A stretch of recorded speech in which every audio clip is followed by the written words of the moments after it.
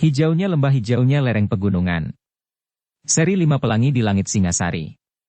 Cerita, S. Hamintarja. Audiobook, novel silat. Bab 137.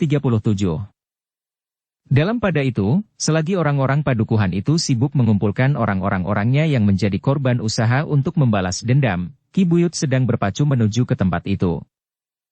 Malam itu, beberapa orang peronda di rumahnya telah mendapat pemberitahuan dari para peronda di mulut lorong, bahwa mereka telah melihat api yang menyala di padukuhan yang agak jauh. Api yang tentu berasal dari kebakaran yang besar sehingga nyalanya tampak memerah di langit. Dua orang peronda di rumah Ki Buyut itu telah membuktikannya. Dan mereka mengambil kesimpulan, bahwa ada rumah yang terbakar. Tetapi mereka memang menjadi heran, bahwa mereka tidak mendengar isyarat apapun juga. Ada yang tidak wajar, berkata peronda itu. Kita harus melaporkannya kepada Ki Buyut, sahut yang lain. Sebenarnya lah, maka para peronda itu telah memberanikan diri untuk membangunkan Ki Buyut, sebagaimana pesan Ki Buyut sendiri. Jika keadaan yang khusus memerlukannya, maka ia harus dibangunkannya. Ki Buyut yang mendapat keterangan dari para peronda itu pun telah pergi ke gardu di mulut lorong. Ternyata ia pun melihat api itu. Tetapi tanpa isyarat apapun juga. Kita akan pergi ke sana, berkata Ki Buyut. Para peronda itu memang menjadi cemas. Mereka bukan orang-orang yang terlatih baik untuk menghadapi kemungkinan buruk yang dapat terjadi seperti di dekat mata air yang sedang diperebutkan itu. Tetapi mereka tidak dapat menolak ketika Ki Buyut memerintahkan mereka untuk bersiap. Kita akan berkuda menuju ke api itu. Nampaknya di padukuhan tempat tinggal Nyi Sarpada, berkata Ki Buyut. Beberapa orang pun telah bersiap. Gamal yang melayani kuda-kuda Ki Buyut pun telah dibangunkan untuk menyiapkan 3 ekor kuda dibantu oleh para peronda.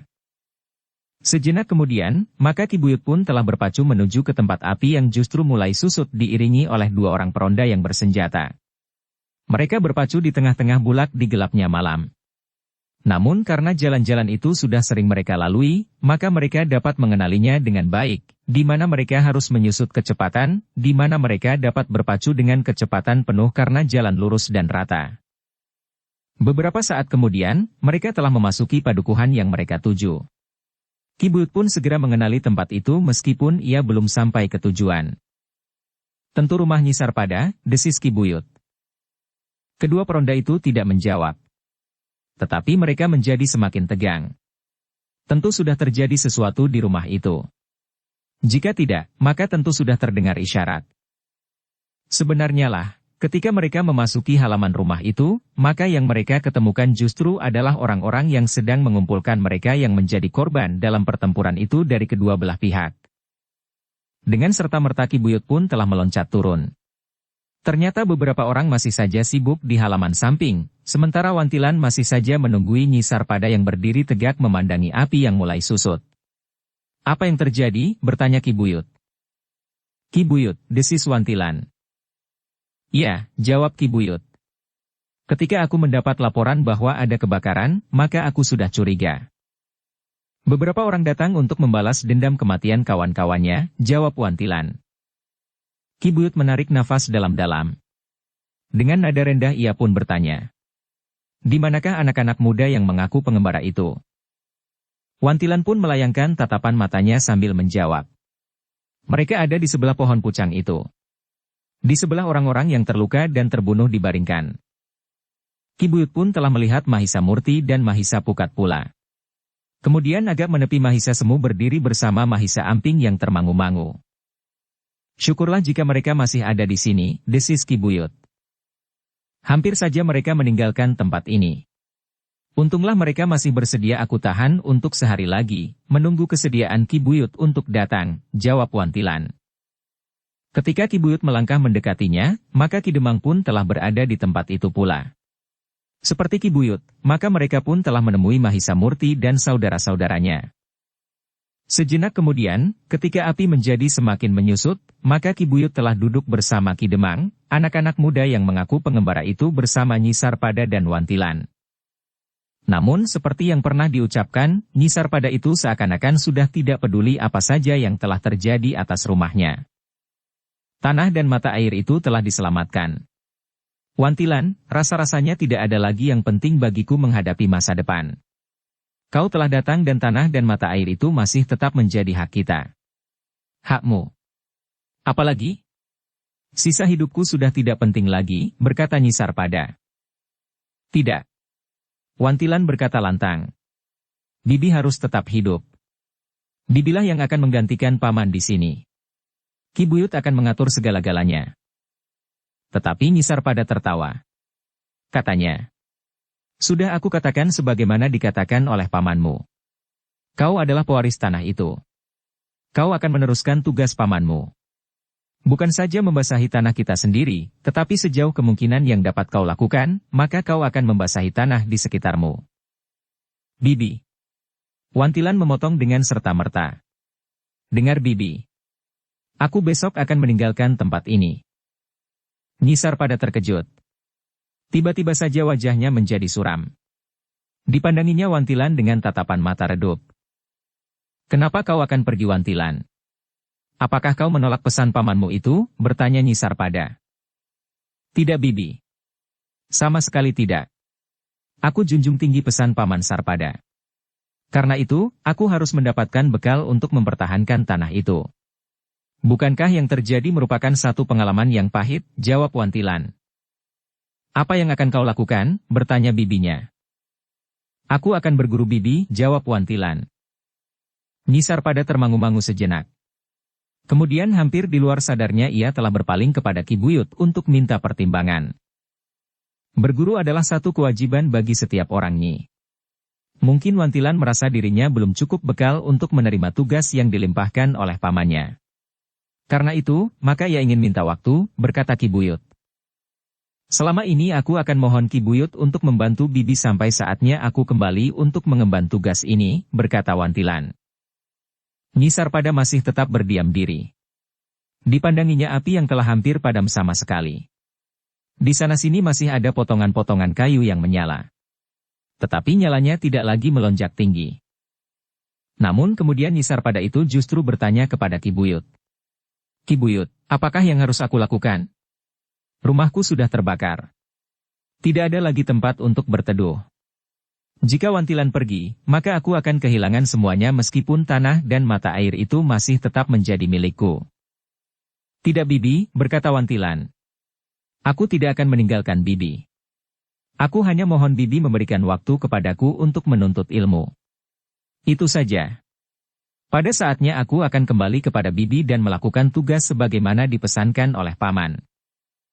Kapan kau akan kembali Wantilan? Kau tahu, umurku tinggal sepanjang umur jagung, berkata Nyi Sarpada. Jangan merasa begitu Bibi. Jangan mendahului kehendak yang Maha Agung. Semuanya akan terjadi sebagaimana harus terjadi. Apapun yang kita duga, tetapi kehendak yang Maha Agunglah yang akan terjadi, sahut Wantilan. Nyi Sarpada pun mengangguk-angguk. Katanya. Ya. Aku mengerti. Nyi, berkata Ki Buyut. Aku tahu apa yang telah dilakukan oleh Ki Sarpada selama ini. Sudah barang tentu, aku harus berterima kasih kepadanya. Ia telah memberikan kesempatan kepada banyak orang untuk ikut menikmati miliknya. Bukan hanya para tetangga yang mempunyai tanah di sekitar tanah Ki Sarpada sajalah yang ikut menikmati hasilnya. Tetapi juga mereka yang berkesempatan ikut menggarap sawah, mendapat upah dari kerja di sawah itu. Juga mereka yang ikut menuai padi dengan mendapatkan bawon yang cukup untuk membantu meringankan beban banyak keluarga. Karena itu Nyi Sarpada tidak usah bingung. Aku berjanji bahwa dalam waktu sebulan rumah Nyi Sarpada sudah berdiri lagi meskipun barangkali tidak sebesar yang telah terbakar. Sementara itu Nyi Sarpada dapat tinggal di Banjar. Atau jika Nyi Sarpada keberatan, Nyi Sarpada dapat tinggal di rumahku yang cukup luas untuk menerima kehadiranmu. Nyi Sarpada termangu-mangu sejenak. Namun tiba-tiba saja kepalanya menunduk. Di luar sadarnya, titik-titik air mata telah membasahi pipinya yang sudah dilukisi oleh garis-garis umur. Wantilan menjadi berdebar-debar. Ia menunggu keputusan bibinya yang ternyata tidak usah menunggu sampai besok. Sementara itu, beberapa orang tengah sibuk merawat orang-orang yang terluka dan memisahkan mereka telah terbunuh di peperangan. Untunglah bahwa orang-orang padukuhan itu tidak ada yang terbunuh, meskipun ada di antara mereka yang terluka. Bahkan seorang agak parah. Tetapi tidak mengancam keselamatan jiwanya. Nisarpada masih duduk berdiam diri. Mahisa Murti dan Mahisa Pukat memang menjadi bimbang. Tetapi mereka tidak dapat tinggal lebih lama lagi di padukuhan itu. Apalagi tinggal bersama Wantilan untuk menuntunnya mencapai satu tataran yang memadai. Keduanya tidak berkeberatan jika Wantilan mengikuti mereka, tetapi dengan demikian maka Nisarpada akan mengalami kepedihan perasaan. Ia akan hidup sendiri dalam keadaan yang dibayangi oleh kesepian dan tanpa harapan apapun juga. Namun tiba-tiba Nisarpada itu berkata, "Baiklah Wantilan. Aku dan pamanmu tidak boleh menutup cita-citamu bagi bekal hari depanmu. Meskipun aku sebenarnya sangat berkeberatan, tetapi aku tidak boleh terlalu mementingkan diri sendiri. Hari depanmu ada di tanganmu. Karena itu, jika kau memang berkeras untuk pergi, aku tidak berkeberatan. Tetapi kau harus berjanji bahwa kau akan kembali. Sementara itu, sebelum kau benar-benar kembali dan tinggal di sini, maka kau harus sering datang untuk menengokku. Bahkan seandainya kau tinggal di tempat yang sangat jauh sekalipun. Meskipun rumah kita terbakar, tetapi aku masih mempunyai beberapa perhiasan yang melekat di tubuhku. Bukan karena aku masih senang memakai perhiasan-perhiasan itu tanpa menyebut jumlah umurku, tetapi semata-mata karena aku tidak mau kehilangan barang-barangku itu. Bawalah, tukarkan dengan seekor kuda, kau mempunyai kesempatan menempuh jarak yang panjang sekalipun untuk mengunjungi aku." Wajah Wantilan justru menjadi tegang. Namun kemudian katanya, "Jangan Bibi. Biarlah sisa kekayaan Bibi itu ada pada Bibi. Mungkin pada suatu saat Bibi memerlukannya. Aku akan berusaha dengan caraku untuk mendapatkan seekor kuda. Aku akan datang untuk waktu-waktu tertentu mengunjungi Bibi. Bawalah. Aku tidak akan menyulitkanmu," berkata Nisarpada.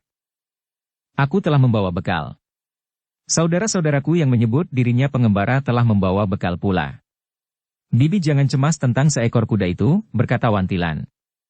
Lalu katanya, "Jika anak-anak yang mengaku pengembara itu tidak menunggang kuda dalam pengembaraannya, maka itu adalah laku yang memang harus mereka jalani." Nisarpada menarik nafas dalam-dalam. Lalu katanya, "Jika demikian perhiasan itu akan aku serahkan kepada Ki Buyut untuk biaya membangun kembali rumahku." Tetapi Ki Buyut itu pun tertawa. Katanya, "Tidak Nyi. Sudah aku katakan bahwa rumah itu akan berdiri pada saatnya. Biarlah perhiasan itu tetap menjadi milikmu. Tetapi aku tidak berkeberatan jika perhiasan itu kau titipkan kepadaku, justru karena sudah banyak orang yang kemudian mendengar bahwa Nisarpada masih menyimpan perhiasan. Itu sangat berbahaya bagi Nisarpada, karena perhiasan itu dapat membuat orang lupa diri. Tetapi perhiasan itu akan aman tersimpan di rumahku bersama Nisarpada yang aku persilahkan tinggal di rumahku untuk sementara. Perhiasan itu akan aku kembalikan kapan saja Nisarpada memerlukan, atau jika Nisarpada tidak memerlukan, aku kembalikan pada saat Wantilan kelak kembali." "Terima kasih Ki Buyut." Wantilanlah yang menyahut. Ki Buyut telah memberikan kemungkinan persoalan ini terpecahkan. Karena itu, biarlah aku menitipkan bibiku. Lalu, Wantilan pun berpaling kepada orang-orang padukuhan yang ada di tempat itu. Juga kepada mereka aku menitipkan bibiku. Jika rumah ini sudah jadi kelak, dan Bibi kembali tinggal di rumah ini, maka biarlah para tetangga ikut menjaganya. "Tentu," berkata Ki Buyut. "Mereka akan membantu Nisarpada dalam segala hal. Menggarap sawah sampai ke mengisi pakiwan. Menggarap sawah Nisarpada sama halnya dengan memelihara sumber mata air yang dapat mengairi sawah berpuluh-puluh kotak itu tanpa susut meskipun di musim kemarau." Nisarpada tidak dapat menjawab. Tetapi kembali wajahnya menunduk. Titik-titik air matanya menjadi semakin banyak membasahi garis-garis umur di wajahnya. Demikianlah, maka malam itu tetangga-tetangga Nisarpada menjadi sangat sibuk. Ki Buyut dan Ki Demang masih harus memberikan beberapa petunjuk. Namun ternyata mereka tidak meninggalkan tempat itu sampai matahari terbit. Hampir semua orang tidak tertidur sekejap pun. Mereka sibuk semalam suntuk. Ketika matahari terbit, maka Ki Buyut pun telah bersiap-siap untuk meninggalkan tempat itu. Api memang sudah padam dengan sendirinya, tetapi di sana-sini masih nampak asap mengepul memanjat ke langit. Atas persetujuan Nyi Sarpada dan Wantilan, maka Nyi Sarpada itu pergi ke Kabuyutan sekaligus menitipkan perhiasan-perhiasan yang masih diselamatkan karena perhiasan-perhiasan itu melekat di tubuh Nyi Sarpada, di bawah lembar-lembar pakaiannya. Sementara itu Wantilan pun sekaligus telah minta diri. Baik kepada Ki Buyut, Ki Demang serta para bebahu yang datang kemudian, juga kepada para tetangga. Kita akan menempuh perjalanan kita masing-masing, berkata Wantilan. Ki Buyut mengangguk-angguk. Ketika anak-anak muda yang mengaku pengembara itu mohon diri, maka para pemimpin Kabuyutan itu telah mengucapkan terima kasih yang sangat besar kepada mereka.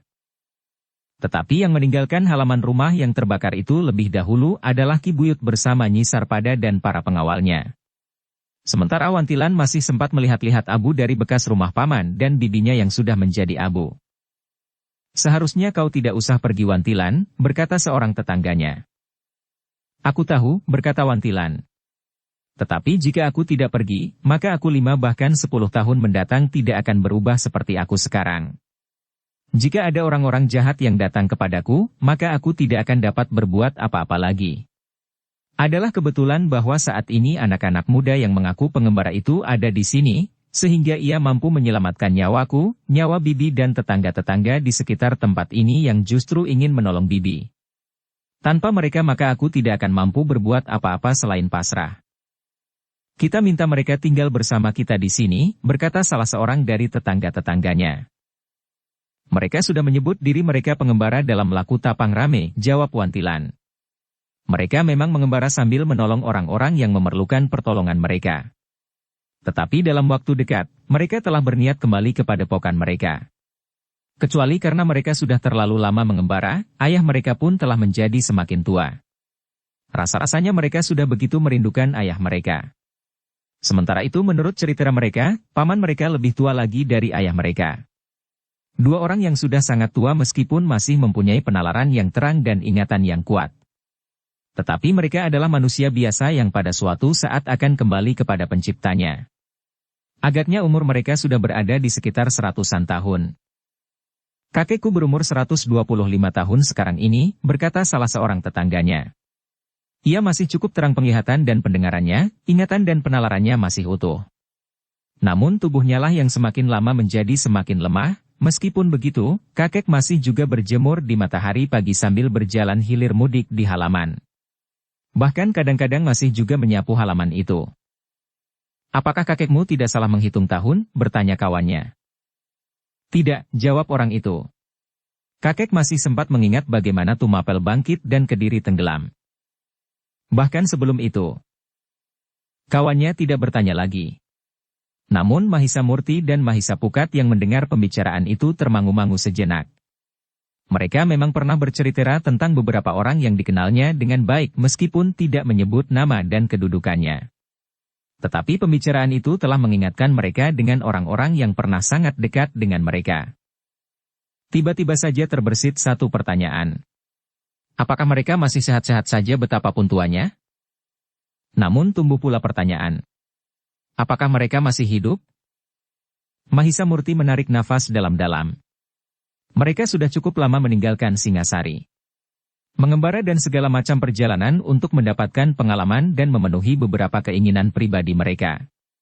Sekarang, ayahnya, kakaknya dan keluarganya yang lain tidak tahu di mana mereka berada. Jika terjadi sesuatu, tidak akan ada seorang pun yang dapat memberitahukan kepada mereka. Ingatan tentang orang-orang tua itu telah membuat Mahisa Murti dan Mahisa Pukat semakin ingin sampai ke padepokan mereka. Dalam pada itu, maka hari pun menjadi semakin panas oleh matahari yang menjadi semakin tinggi. Karena itu, maka Mahisa Murti dan Mahisa Pukat telah mendekati Wantilan yang masih berbicara dengan tetangga-tetangganya. Apakah kita sudah dapat berangkat? Wantilan mengangguk. Namun kemudian katanya, memang berat sekali perasaan ini untuk meninggalkan padukuhan ini. Tetapi apa boleh buat? Wantilan pun kemudian telah menitipkan tanah dan mata air yang cukup besar yang memancar di tengah-tengah sawahnya itu, yang bahkan telah dapat mengairi beberapa kotak sawah di sekitarnya, kepada tetangga-tetangga bibinya. Mudah-mudahan aku cepat kembali, berkata Wantilan. Mahisa Murti, Mahisa Pukat, Mahisa Semu dan Mahisa Amping pun sekali lagi telah minta diri pula kepada para tetangga yang baik itu. Beriringan dengan wantilan, mereka pun telah melangkah keluar dari regol halaman yang tidak ikut terbakar turun ke jalan dan kemudian meninggalkan tempat itu. Mereka telah menyerahkan orang-orang padukuhan yang terluka kepada tetangga-tetangganya. Namun kemudian tetangga-tetangga itu pun harus mengurus para tawanan yang akan dibawa ke Kabuyutan, disatukan dengan para tawanan terdahulu. Juga mengurusi mereka yang terluka dan terbunuh. Ketika mereka keluar dari mulut lorong padukuhan itu, rasa-rasanya mereka telah keluar dari sebuah bilik yang sempit dan pengap. Karena itu, maka Mahisa Amping pun telah berlari-lari mendahului. Namun kemudian menunggu di pinggir jalan sambil bermain-main dengan batu-batu. Wantilan yang berjalan di sebelah Mahisa Semu melihat anak yang menjadi gembira itu. Namun Mahisa Semu itu pun berkata, "Kasihan anak itu." "Kenapa?" bertanya Wantilan. "Ia tidak mempunyai kesempatan untuk bermain dengan kawan-kawan yang sebayanya seperti kebanyakan anak-anak," jawab Mahisa Semu. Wantilan mengangguk-angguk.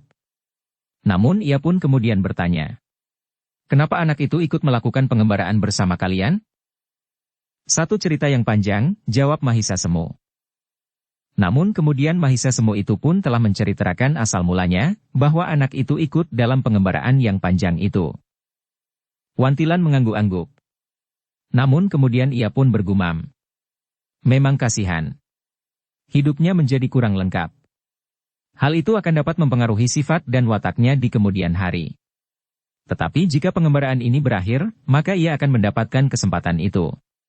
Di padepokannya yang baru, ia tentu tidak akan mengalami perlakuan sebagaimana ia berada di padepokannya yang lama, saat ia dipersiapkan untuk menjadi manusia yang kehilangan pribadinya. Ya, agaknya ia akan mendapatkan tempat yang lebih baik kelak," jawab Mahisa Semu. Wantilan tidak bertanya lagi. Ia melihat Mahisa Amping mengambil sebuah batu sebesar telur. Kemudian dilemparkannya batu itu ke tengah-tengah sawah. Wantilan menggeleng-gelengkan kepalanya sambil berdesis. "Luar biasa. Lihat. Anak sebesar itu telah mampu melemparkan batu hingga mencapai jarak yang sekian jauhnya." "Ia memang memiliki kelebihan," jawab Mahisa Semu. "Anak itu memiliki kemampuan memanjat melampaui aku. Ia akan menjadi seorang anak muda yang berkemampuan tinggi kelak jika memiliki ketekunan menjalani laku," berkata Wantilan. Itulah agaknya yang menarik perhatian Mahisa Murti dan Mahisa Pukat, kecuali karena anak itu memang tidak ada lagi yang memelihara. Jika ia dilepaskan begitu saja, dengan bekal racun yang pernah disusupkan di dalam dirinya di padepokannya yang lama, maka ia akan menjadi orang yang berbahaya, berkata Mahisa Semu. Yang dicemaskannya adalah, jika apa yang terjadi di padepokan itu masih membekas, berkata Wantilan. Agaknya sekarang tidak. Dalam wujud kewadagan, Mahisa Murti dan Mahisa Pukat telah melenyapkan ilmu yang pernah diterima oleh anak itu di padepokannya yang lama. Dengan demikian, maka diharapkan bahwa akibat yang lain pun dapat ikut punah bersama dengan ilmunya pula. Jadi anak itu pernah menyadap ilmu kanuragan pada umurnya yang masih sangat muda, bertanya Wantilan. Ya. Ia sudah mempelajari beberapa unsur gerak. Jika ia sempat dewasa di padepokan itu, maka ia akan menjadi manusia yang sangat berbahaya. Ia memiliki ilmu yang tinggi, tetapi sama sekali tidak berpribadi, jawab Mahisa Semu. Untunglah, ia sempat diselamatkan, desis Wantilan. Demikianlah mereka berjalan semakin lama semakin jauh dari tempat tinggal Nyi Sarpada. Sekali-sekali Wantilan masih juga berpaling. Memang ada keberatannya untuk meninggalkan bibinya dalam keadaannya. Tetapi jika ia tinggal, maka ia memang tidak akan dapat berkembang. Sehingga untuk seterusnya ia akan tetap sebagaimana adanya sekarang. Beberapa saat mereka berjalan menyusuri bulak-bulak panjang dan pendek. Memasuki padukuhan-padukuhan besar dan kecil. Sehingga ketika matahari mencapai puncak langit, Mahisa Amping mulai nampak lelah. Bahkan haus dan barangkali lapar, karena ia belum makan apapun juga ketika ia mulai dengan perjalanan itu. Kau lapar? Bertanya Mahisa Semu. Mahisa Amping mengangguk. Karena itu, maka Mahisa Semu pun telah memberitahukannya kepada Mahisa Murti dan Mahisa Pukat yang berjalan di depan, bahwa Mahisa Amping merasa lapar dan haus. Masih juga. Baiklah, berkata Mahisa Murti. Di depan ada padukuhan, yang agaknya mempunyai 1-2 buah kedai. Mahisa Amping hanya mengangguk saja.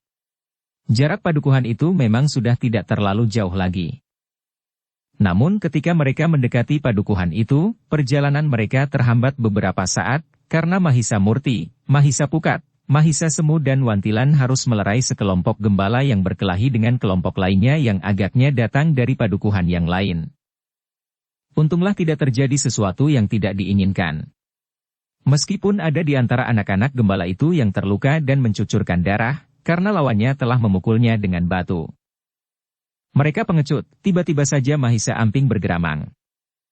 "Kenapa?" bertanya Mahisa Semu. "Mereka tidak berani berkelahi seorang lawan seorang," jawab Mahisa Amping. "Belum tentu mereka dapat disebut pengecut. Jika persoalan yang timbul itu adalah persoalan antara kelompok yang satu dengan kelompok yang lain, maka yang terjadi adalah perkelahian kelompok seperti itu." Ketika sekelompok gembala yang datang dari padukuhan lain itu sudah pergi, maka kelompok gembala yang tinggal telah mencuci tubuhnya di sebuah parit di pinggir sawah. Seorang yang keningnya terluka karena pukulan batu dan berdarah, telah dicuci pula. Namun agaknya darahnya tidak segera menjadi pampat. Mahisa Murti dan saudara-saudaranya masih belum meninggalkan tempat itu. Karena itu, maka ia pun telah mendekati anak yang mengeluarkan darah dari keningnya itu sambil memberikan obat pada luka itu.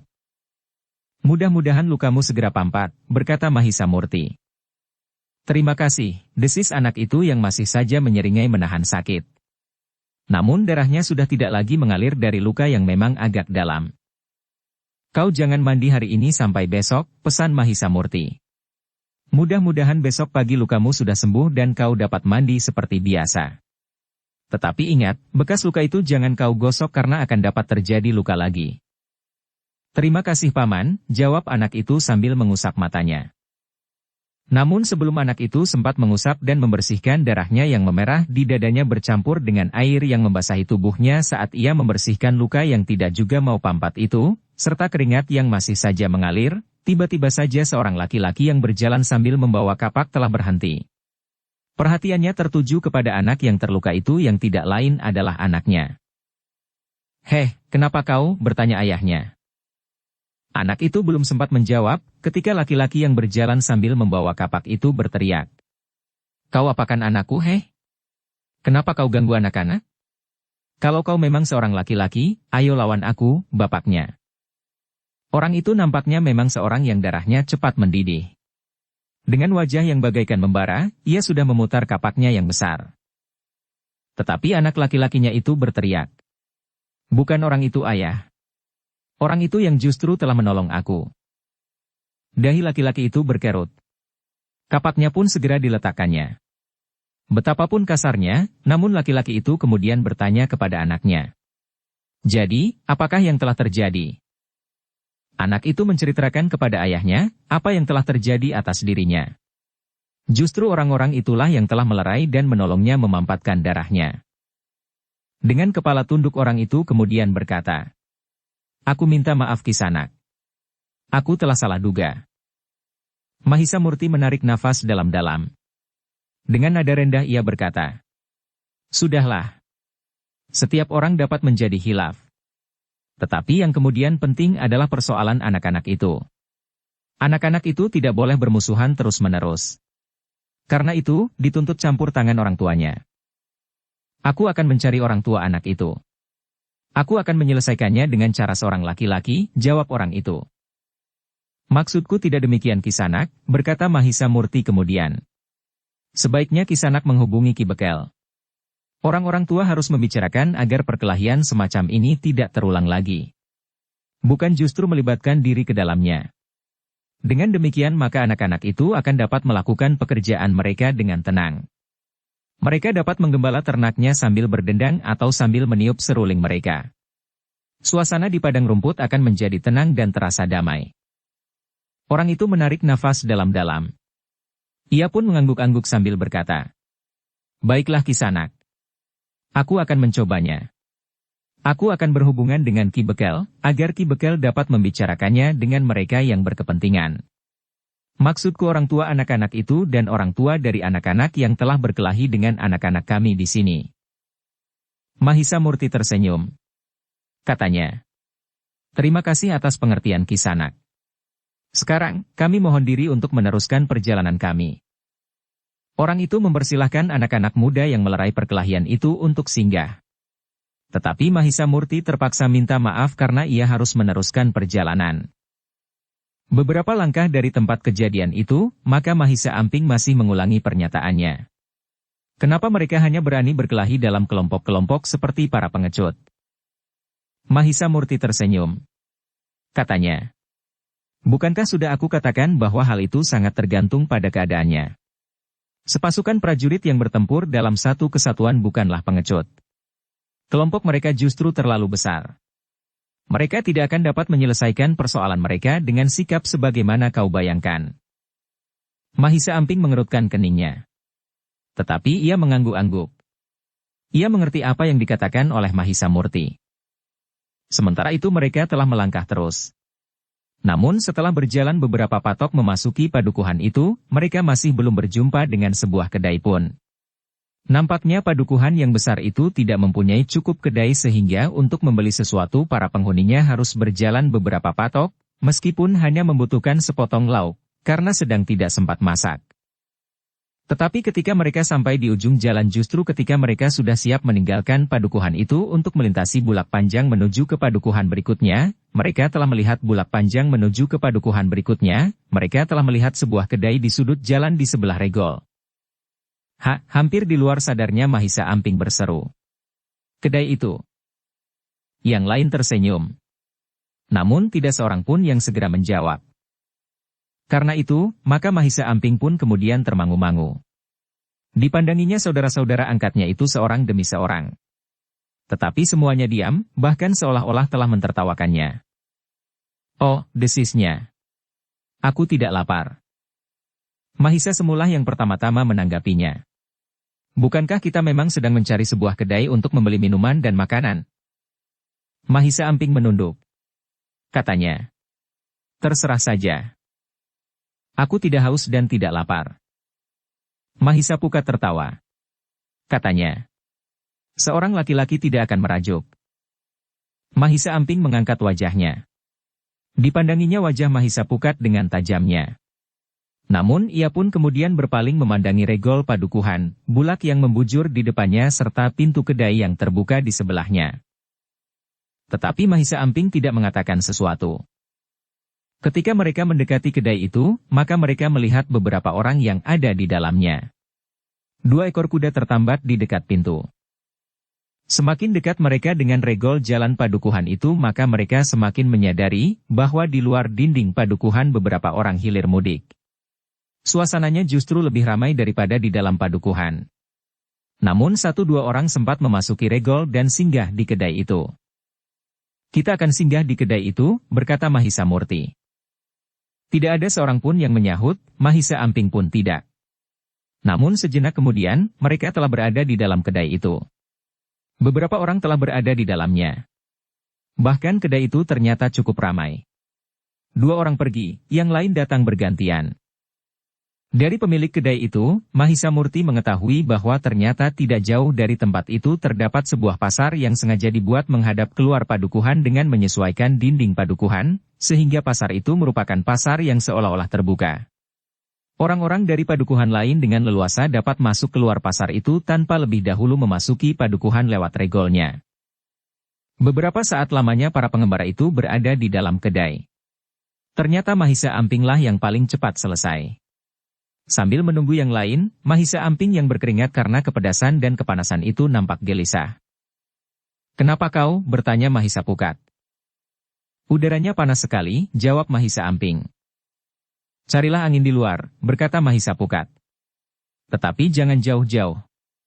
Jika kami selesai dan kau tidak kami ketemukan, maka kau akan kami tinggalkan di sini. Mahisa Amping mengangguk. Tetapi dipandanginya saudara-saudara angkatnya yang lain. Pergilah, desis Mahisa Murti. Mahisa Amping pun kemudian telah keluar dari kedai itu dan berdiri termangu-mangu di regol.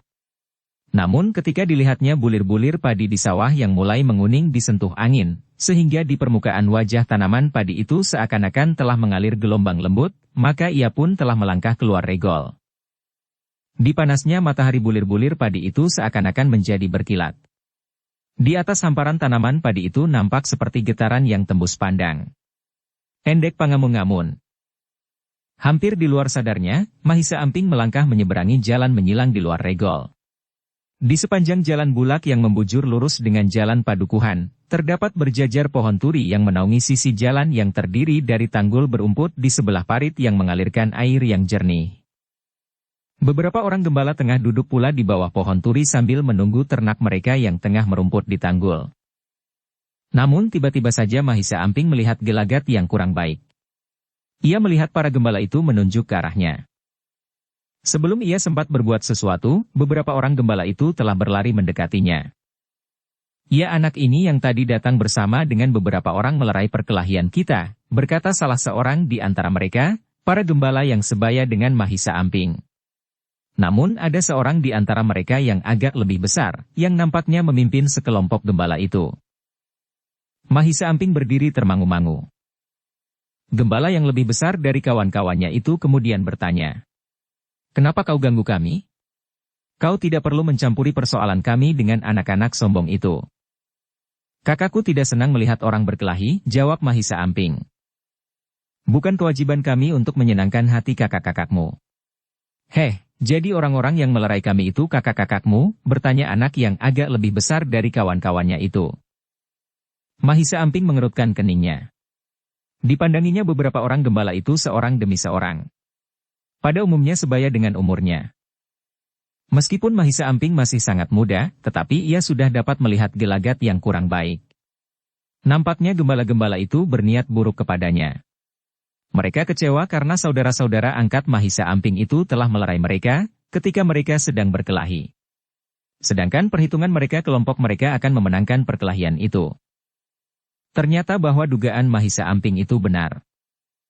Gembala yang terbesar di antara mereka itu pun maju selangkah sambil berkata, "Biarlah saudara-saudaramu itu menyesali perbuatannya, bahwa mereka telah turut mencampuri persoalan kami." "Maksudmu?" bertanya Mahisa Amping. "Kau harus dipukuli sebagai ganti gembala-gembala yang tadi sudah kami kalahkan," jawab anak yang terbesar di antara gembala-gembala itu. Tetapi benar-benar tidak diduga. Sebelum gembala itu mengatupkan bibirnya, Mahisa Amping telah menyerangnya. Satu tendangan tepat mengenai dadanya sehingga gembala itu terdorong beberapa langkah surut, kemudian jatuh terlentang di tengah-tengah jalan. Yang lain pun serentak melangkah surut. Mereka menjadi ragu-ragu.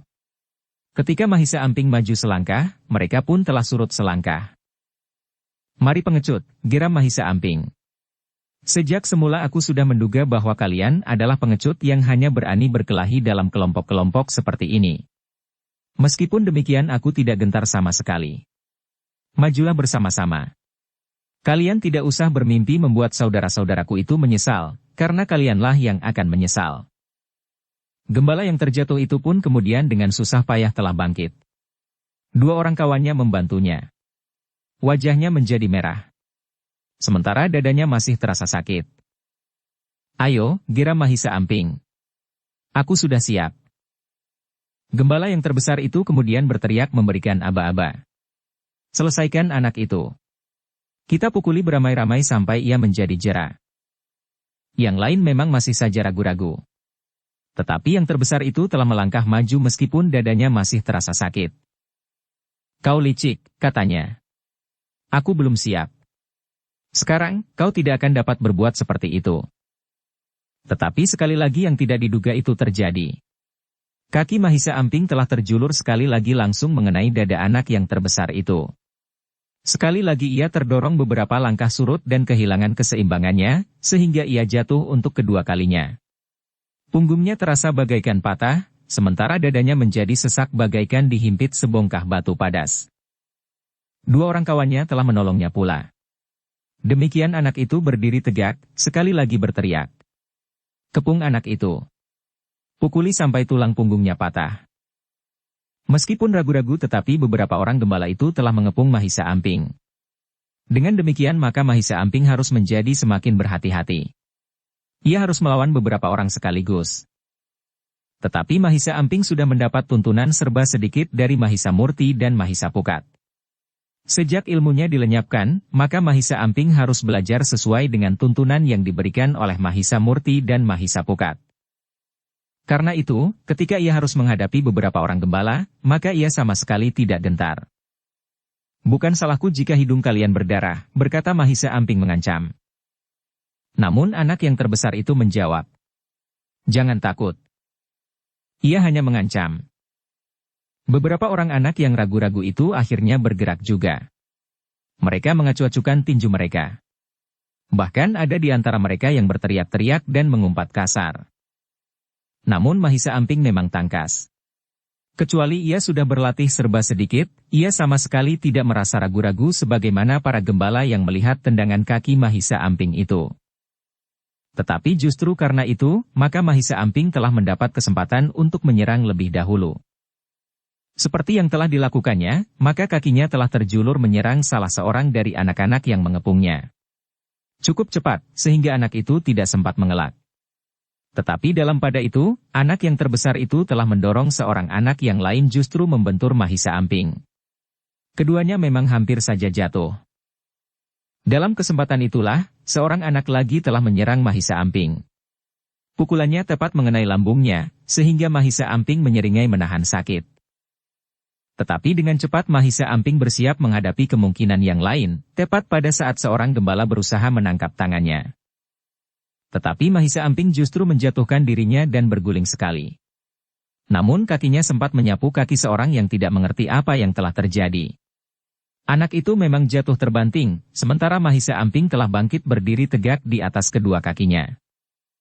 Ternyata para gembala itu sama sekali tidak memiliki sedikit pun bekal olah kanuragan. Sehingga karena itu, maka mereka berkelahi dengan cara mereka sendiri. Namun dengan demikian bekal yang sedikit yang dimiliki oleh Mahisa Amping serta usaha untuk meningkatkan ketahanan tubuh yang selalu dilakukannya, telah cukup berarti untuk menghadapi gembala-gembala yang mencoba untuk mengganggunya itu. Dengan demikian meskipun seorang diri namun Mahisa Amping telah berloncatan menyerang dari seorang ke orang yang lain dengan tangkasnya. Sementara itu, anak-anak gembala itu menjadi kebingungan. Ternyata anak yang ingin mereka jadikan sasaran kemarahan mereka itu memiliki kemampuan di luar perhitungan mereka. Sehingga justru merekalah yang mengalami merah biru di tubuh mereka. Ternyata perkelahian itu telah dilihat oleh beberapa orang lewat. Semula mereka tidak mengira bahwa yang terjadi itu benar-benar perkelahian. Mereka mengira bahwa para gembala itu justru sedang bermain-main. Tetapi ketika mereka melihat anak-anak yang kesakitan dan bahkan menangis, maka mereka baru menyadari bahwa yang terjadi adalah justru perkelahian. Seorang yang baru keluar dari kedai itu telah dapat mengenali Mahisa Amping ketika anak itu berada di dalam kedai. Karena itu, maka ia pun segera berlari-lari kembali ke kedai justru pada saat Mahisa Murti dan saudara-saudaranya keluar dari kedai itu. "Kisanak," berkata orang itu dengan serta-merta. Anak yang bersama Kisanak tadi berkelahi di luar gerbang padukuhan. "Hei!" Mahisa Murti dan saudara-saudaranya terkejut. Namun serentak mereka telah berlari-lari menyusulnya. Ketika Mahisa Murti sampai di luar pintu gerbang, maka ia melihat beberapa orang berusaha melerainya. Tetapi Mahisa Amping masih saja berusaha menyerang lawan-lawannya. Dua orang telah menangis. Seorang kesakitan, justru yang terbesar di antara mereka. Punggungnya serasa patah dan pelipisnya menjadi merah biru. "Amping," panggil Mahisa Pukat sambil berlari-lari. Ialah yang kemudian menangkap anak yang meronta-ronta itu. "Merekalah yang memulainya," teriak Mahisa Amping. "Kau tidak boleh berkelahi begitu. Bukankah kau melihat tadi kami melerai perkelahian? Sekarang justru kau sendiri yang berkelahi," sahut Mahisa Pukat. "Aku tidak berbuat apa-apa. Tetapi mereka menyerangku justru karena Kakang melerai perkelahian itu." Anak-anak itu merasa bahwa mereka akan menang ketika Kakang melerai mereka, sehingga mereka merasa kecewa, berkata Mahisa Amping. Mahisa Murti menarik nafas dalam-dalam. Dengan nada rendah ia berkata, "Apakah benar demikian?" Anak-anak gembala itu tidak menjawab. Tetapi mereka memang menjadi ketakutan. Jika anak sebesar Mahisa Amping itu saja tidak dapat mereka kalahkan, apalagi orang-orang tua dan anak-anak muda itu. Tetapi tidak nampak pada sikap anak-anak muda itu, bahwa mereka akan melibatkan diri. Bahkan Mahisa Murti telah mendekati anak yang menangis itu sambil bertanya lembut. Kenapa kau menangis? Perutku sakit, jawab anak itu. Kenapa? Bertanya Mahisa Murti. Anak itu menendang perutku, jawab anak itu. Mahisa Murti menarik nafas dalam-dalam. Meskipun ia tidak melihat perkelahian itu, tetapi ia dapat membayangkan bahwa Mahisa Amping telah berkelahi dengan garang. Ia telah menyakiti hampir semua lawannya. Dua orang yang menangis itu tentu mendapat serangan yang sangat kuat, sedangkan gembala yang terbesar di antara mereka benar-benar menjadi kesakitan. Sudahlah, diamlah, berkata Mahisa Murti. Lain kali sebaiknya kalian tidak berkelahi lagi. Adikku nanti akan mendapat hukumannya karena ia telah berkelahi. Bukankah tidak ada untungnya seseorang berkelahi? Yang kalah kesakitan, yang menang akan mendapat hukumannya. Anak itu mengangguk lemah. Nah, jika demikian diamlah, berkata Mahisa Murti pula. Anak itu memang berusaha untuk menahan tangisnya. Tetapi dengan demikian ia justru telah terisak-isak. Mahisa Murti pun kemudian memberikan isyarat kepada Mahisa Pukat, Mahisa Semu, Wantilan dan Mahisa Amping untuk meninggalkan tempat itu. Namun seorang dengan wajah cemas mencoba untuk berbisik di telinga Mahisa Murti. Bukankah yang terbesar di antara anak-anak gembala itu adalah anak Kebo Gremeng? Siapakah yang bernama Kebo Gremeng? Bertanya Mahisa Murti. Kau belum pernah mendengar namanya, orang itu menjadi heran. Mahisa Murti menggeleng lemah. Katanya, aku memang belum pernah mendengarnya. Kau tentu orang yang datang dari jauh. Setiap orang di sini tentu tahu siapakah Kebo Gremeng itu. Seorang gegeduk yang sangat ditakuti di sini, jawab orang itu. Mahisa Murti menarik nafas dalam-dalam. Jika demikian, maka persoalannya akan dapat berkembang. Namun Mahisa Murti masih berharap bahwa ia mempunyai kesempatan untuk menyingkir. Karena itu, maka Mahisa Murti pun kemudian berkata Mahisa Amping. Marilah. Lebih baik kita menyingkir daripada timbul persoalan yang lebih rumit. Baru saja kita keluar dari lingkaran yang mengikat kita beberapa hari. Sekarang kita sudah akan memasuki persoalan baru. Mahisa Amping pun membenahi pakaiannya. Ia tidak membantah. Sementara itu Mahisa Semu telah menggandengnya sambil berkata, jika kita masih harus berhenti di setiap simpang 4 bahkan sampai sehari 2 hari, maka kita akan sampai ke tujuan setelah kau tua. Mahisa Amping termangu-mangu. Tetapi akhirnya ia menyahut. Bukan salahku Kakang. Aku tahu, jawab Mahisa Semu. Tetapi apa salahnya jika kita menghindari perkelahian? Mahisa Amping menjadi heran. Ia sudah melihat saudara-saudaranya angkatnya itu berkelahi bukan hanya sekali, tetapi beberapa kali. Tetapi kenapa mereka semuanya seakan-akan menyalahkannya meskipun ia baru sekali berkelahi? Sejenak kemudian, maka Mahisa Murti dan saudara-saudara angkatnya pun telah mulai melangkah pergi. Beberapa orang masih saja berkerumun. Namun sebagian besar dari mereka tahu bahwa anak yang berusaha menyingkir itu tidak bersalah. Orang-orang di sekitar padukuhan itu mengenal bahwa sekelompok gembala itu memang terdiri dari anak-anak nakal. Mereka sudah sering berkelahi di antara anak-anak gembala. Setiap kali mereka menang dan menyakiti lawan-lawannya, maka mereka merasa bahwa mereka menjadi semakin bangga. Jika orang-orang tua anak-anak yang disakitinya turut campur, maka Kebo Gremeng itu mendapat alasan untuk memukuli orang. Itulah sebabnya, ketika orang tua gembala-gembala yang baru saja dilerai oleh Mahisa Murti dan saudara-saudara angkatnya mengetahui bahwa yang menyakiti anaknya adalah sekelompok gembala yang diantaranya adalah anak Kebo Gremeng, maka orang-orang tua mereka pun harus berpikir 2 kali. Ketika mereka menemui Ki Bekel, maka Ki Bekel pun menjadi ragu-ragu. Apakah kita akan membiarkannya untuk seterusnya, Ki Bekel? Bertanya orang tua dari anak yang terluka. Aku memang menjadi sangat berprihatin, jawab Ki Bekel. Jadi, bertanya orang itu. Aku minta waktu, jawab Ki Bekel. Orang-orang itu pun menyadari bahwa sulit untuk dapat mengatasi Kebo Gremeng. Tetapi mereka pun ingin bahwa apa yang selalu terjadi itu tidak akan terjadi lagi. Namun dalam pada itu, seorang telah singgah pula di rumah Ki Bekel, memberitahukan bahwa anak-anak itu telah berkelahi lagi. Lawannya hanya seorang. Tetapi ternyata yang seorang itu memiliki kelebihan. Beberapa orang gembala yang mengeroyoknya telah dikalahkannya. Termasuk anak Ki Kebo Gremeng. Ki Bekel termangu-mangu sejenak. Namun ia pun kemudian berkata kepada diri sendiri. Jika anak kebo gremeng tersangkut di dalamnya, apalagi jika anak itu dikalahkan, maka tentu akan timbul persoalan tersendiri. Karena itu maka Ki Bekel akhirnya memutuskan untuk pergi ke tempat perkelahian itu. Katanya, syukurlah jika tidak terjadi apa-apa. Bersama beberapa orang bebahu serta orang yang memberikan laporan tentang perkelahian itu serta beberapa orang tua dari gembala-gembala yang disakiti oleh kelompok anak Ki Kebo Gremeng, Ki Bekel telah pergi ke pintu gerbang padukuhannya dekat kedai yang baru saja ditinggalkan oleh Mahisa Murti bersama saudara-saudara angkatnya. Ketika Ki Bekel sampai ke tempat itu, maka ia sudah tidak menjumpai orang-orang yang terlibat dalam perkelahian itu. Tetapi seorang di antara mereka yang masih berkerumun di tempat itu berkata kepada Ki Bekel, "Ki Kebo Gremeng juga telah sampai kemari." "Di mana ia sekarang?" bertanya Ki Bekel. "Ia pergi menyusul anak yang dikatakan menang meskipun dikeroyok oleh beberapa orang gembala," berkata orang itu. "Mereka pergi ke arah mana?" bertanya Ki Bekel pula. Orang itu telah menunjuk ke arah Mahisa Murti membawa Mahisa Amping menyingkir yang kemudian disusul oleh Kebo Gremeng. "Orang-orang itu agaknya sudah berusaha menghindari persoalan," berkata orang itu. Tetapi apa?" bertanya Ki Bekel. Orang itu termangu-mangu. Dipandanginya beberapa orang yang berdiri di sekitarnya. Lalu katanya, "Entahlah. Tetapi mereka pergi ke sana."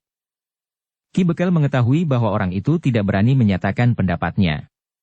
Jika pendapatnya itu didengar oleh pengikut Kebo Gremeng, maka ia akan mendapatkan kesulitan.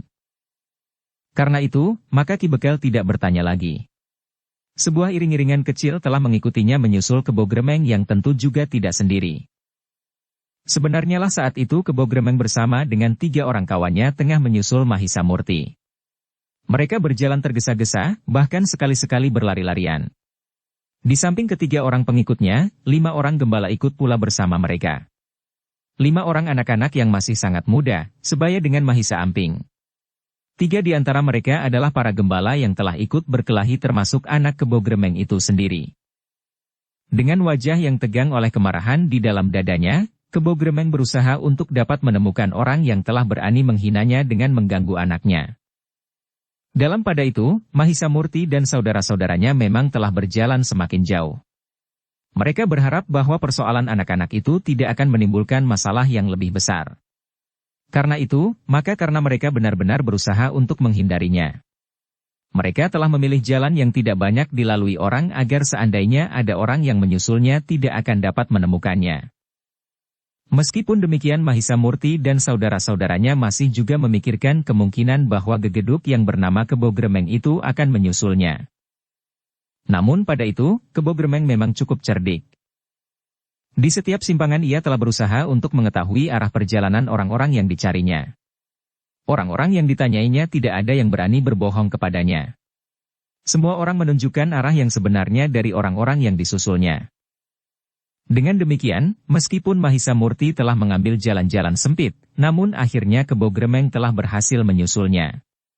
Bahkan dari kejauhan Kebo Gremeng telah melihat sekelompok kecil yang berjalan menyusuri jalan sempit menembus sebuah bulak yang cukup panjang.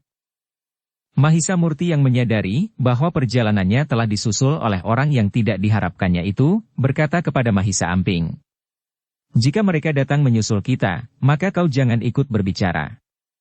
Biar Kakang saja yang menjawab pertanyaan-pertanyaan mereka. Kau tidak usah ikut memberi penjelasan apapun." Mahisa Amping mengangguk kecil. "Nah, kita tidak mempunyai pilihan lain kecuali menunggu mereka," berkata Mahisa Murti. Mahisa Pukat, Mahisa Semu dan Wantilan seperti juga Mahisa Murti merasa sangat terganggu dengan orang-orang yang menyusulnya itu. Tetapi mereka memang harus melayaninya apapun yang dikehendaki. Bahkan mungkin kekerasan. Namun Mahisa Murti memang harus menunggu. Ia pun kemudian berdiri bersandar sebatang pohon dadap di pinggir jalan. Adalah tidak biasa bahwa sebatang pohon dadap serep ditanam di tanggul di tengah-tengah bulak. Biasanya sebatang pohon dadap serep ditanam di dekat sumur di halaman samping.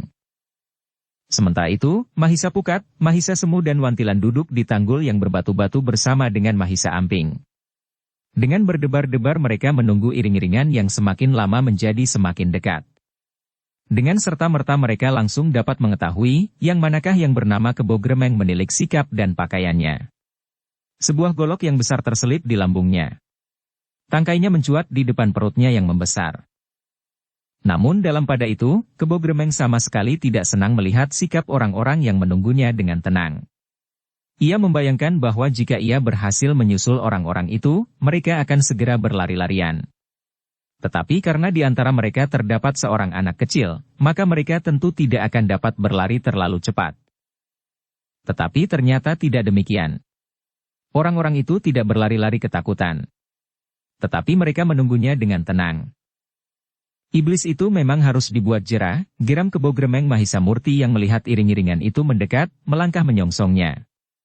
Sementara itu yang lain masih tetap duduk dengan tenang tanpa menghiraukan kehadiran orang yang paling ditakuti di daerah itu.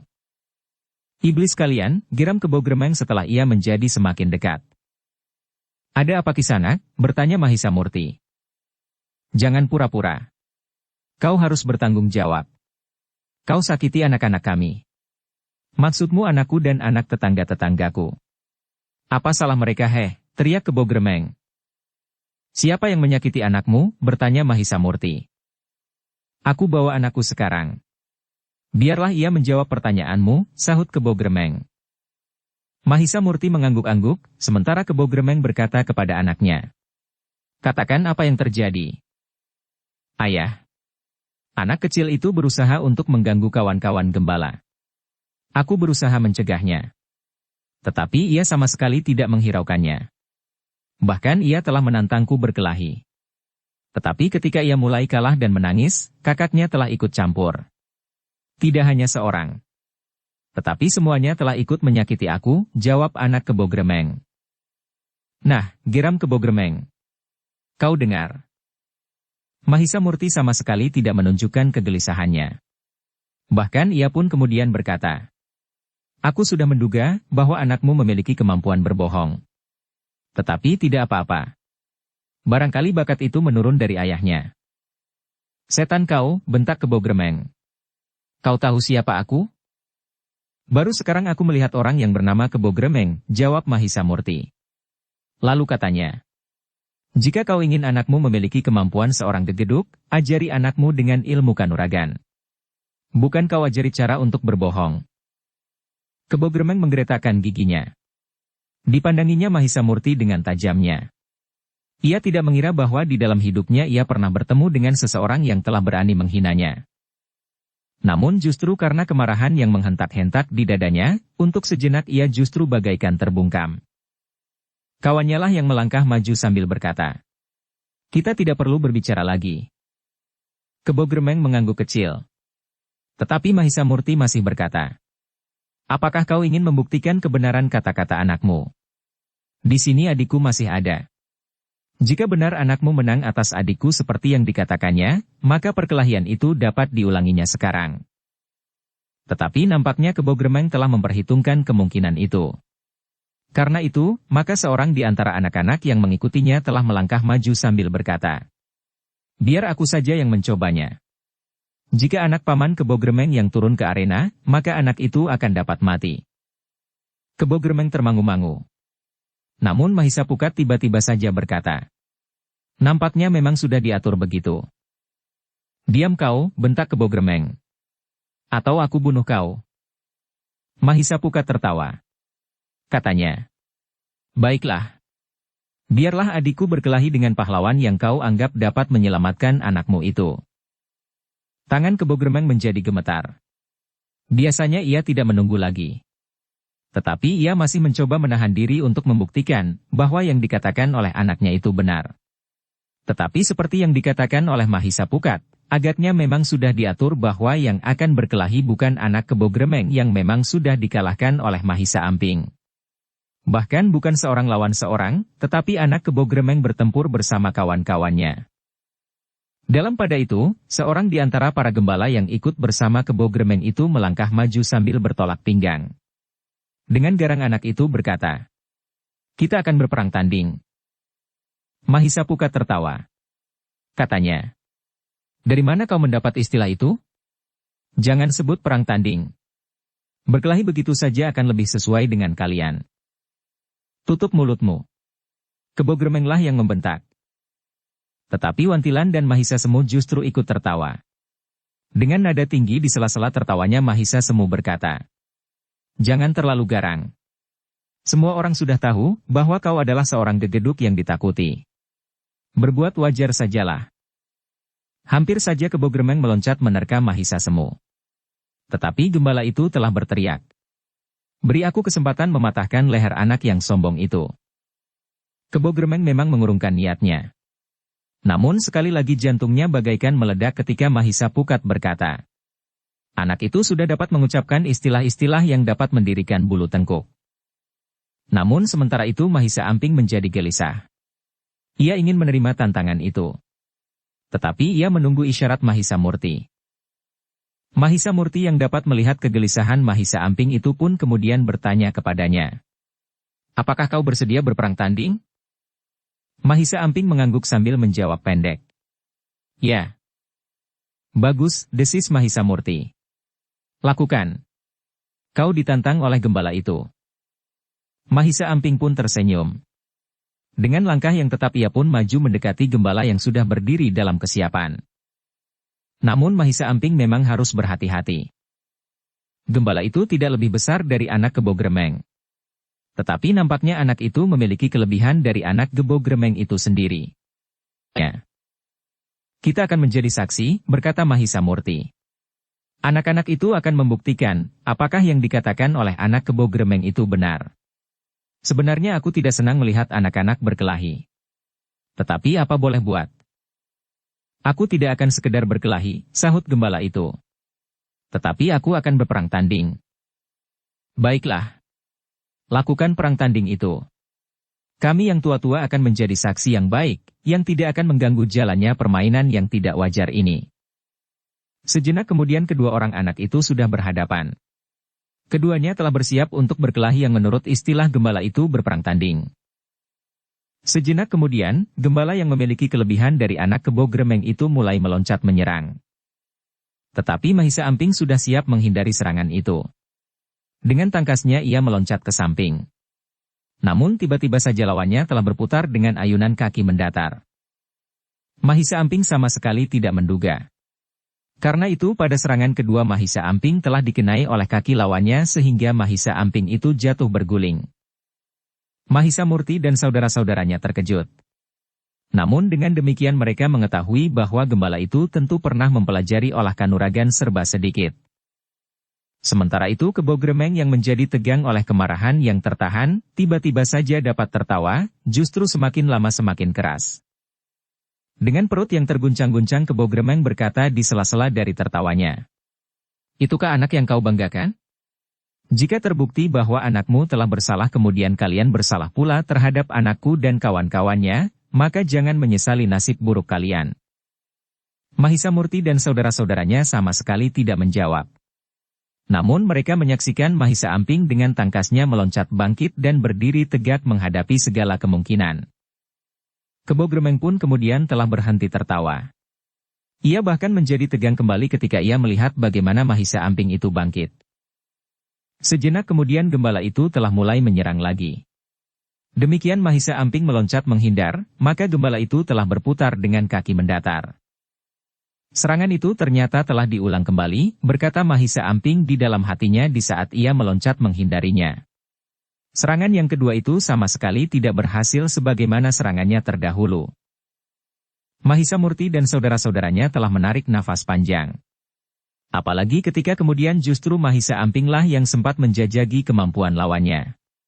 Ketika sekali lagi lawannya menyerang, kemudian berputar dengan ayunan kaki mendatar, maka tahulah Mahisa Amping, bahwa unsur gerak itu merupakan unsur gerak yang setidak-tidaknya paling dikuasai oleh lawannya seandainya ia memiliki kemampuan melakukan unsur-unsur gerak yang lain. Dengan demikian maka Mahisa Amping telah mampu menempatkan diri ketika lawannya sekali lagi menyerang. Ia tidak menghindar sebagaimana dilakukan sebelumnya.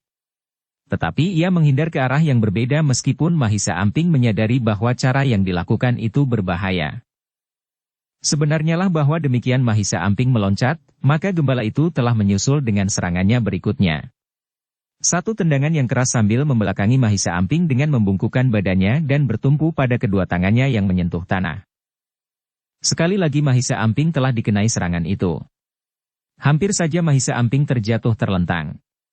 Tetapi ia masih mampu mempertahankan keseimbangannya, sehingga ia masih tetap tegak terdiri.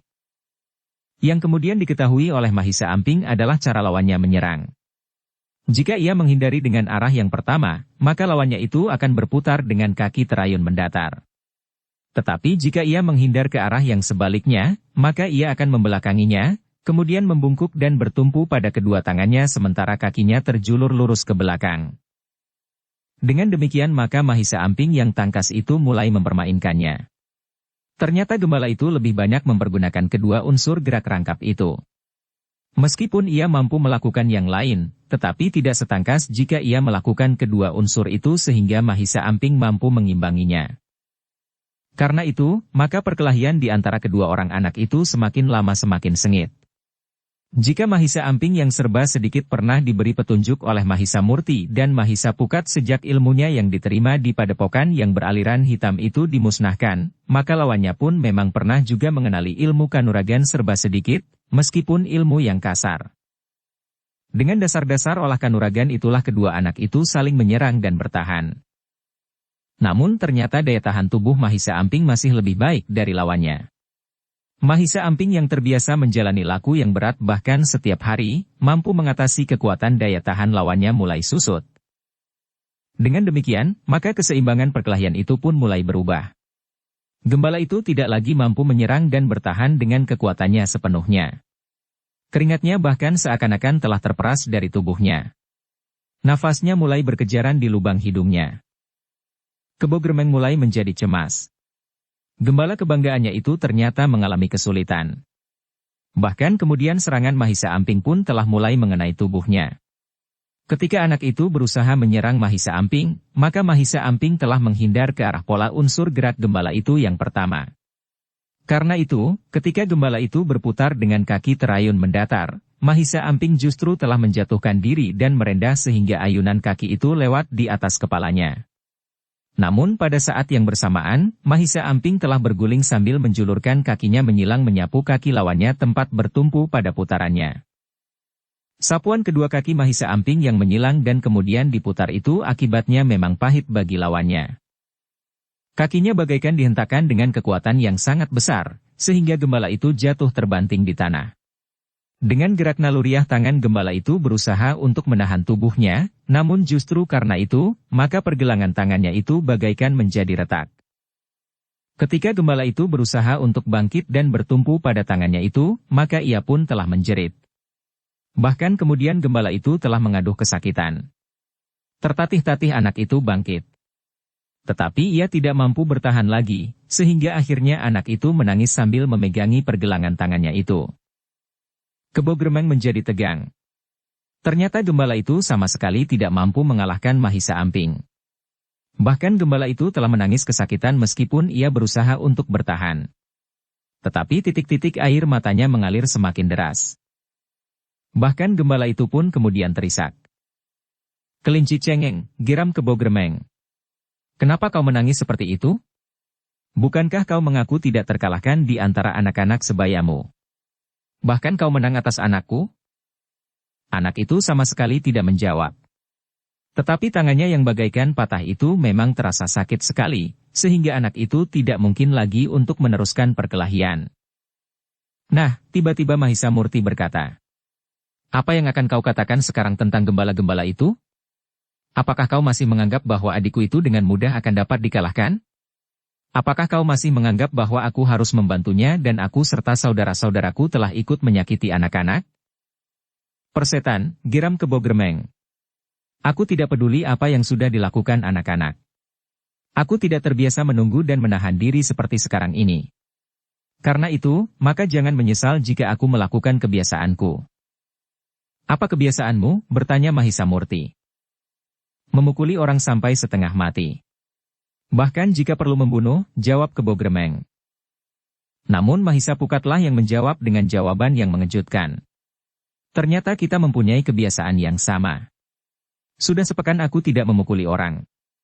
Tetapi jangan kau kira bahwa karena itu aku lalu memukuli anak-anak. Cukup, bentak Kebo Gremeng. Agaknya kau benar-benar belum mengenal aku. Benar. Aku baru tahu tentang kau hari ini.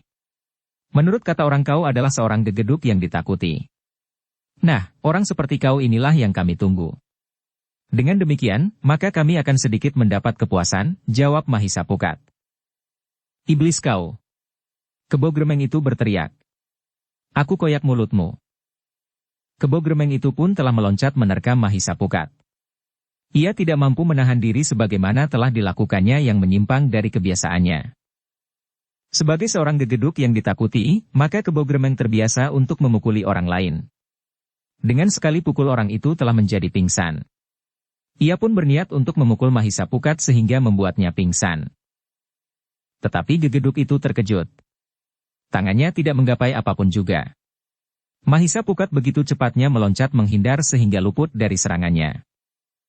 Bahkan sebelum ia menyadari keadaannya sepenuhnya, terasa tangan yang sangat kuat telah mendorongnya sehingga Kebo Gremeng itu jatuh terjerembab. Mulutnya telah membentur tanah yang keras sehingga bibirnya di luar sadarnya terjepit di antara giginya dan berdarah.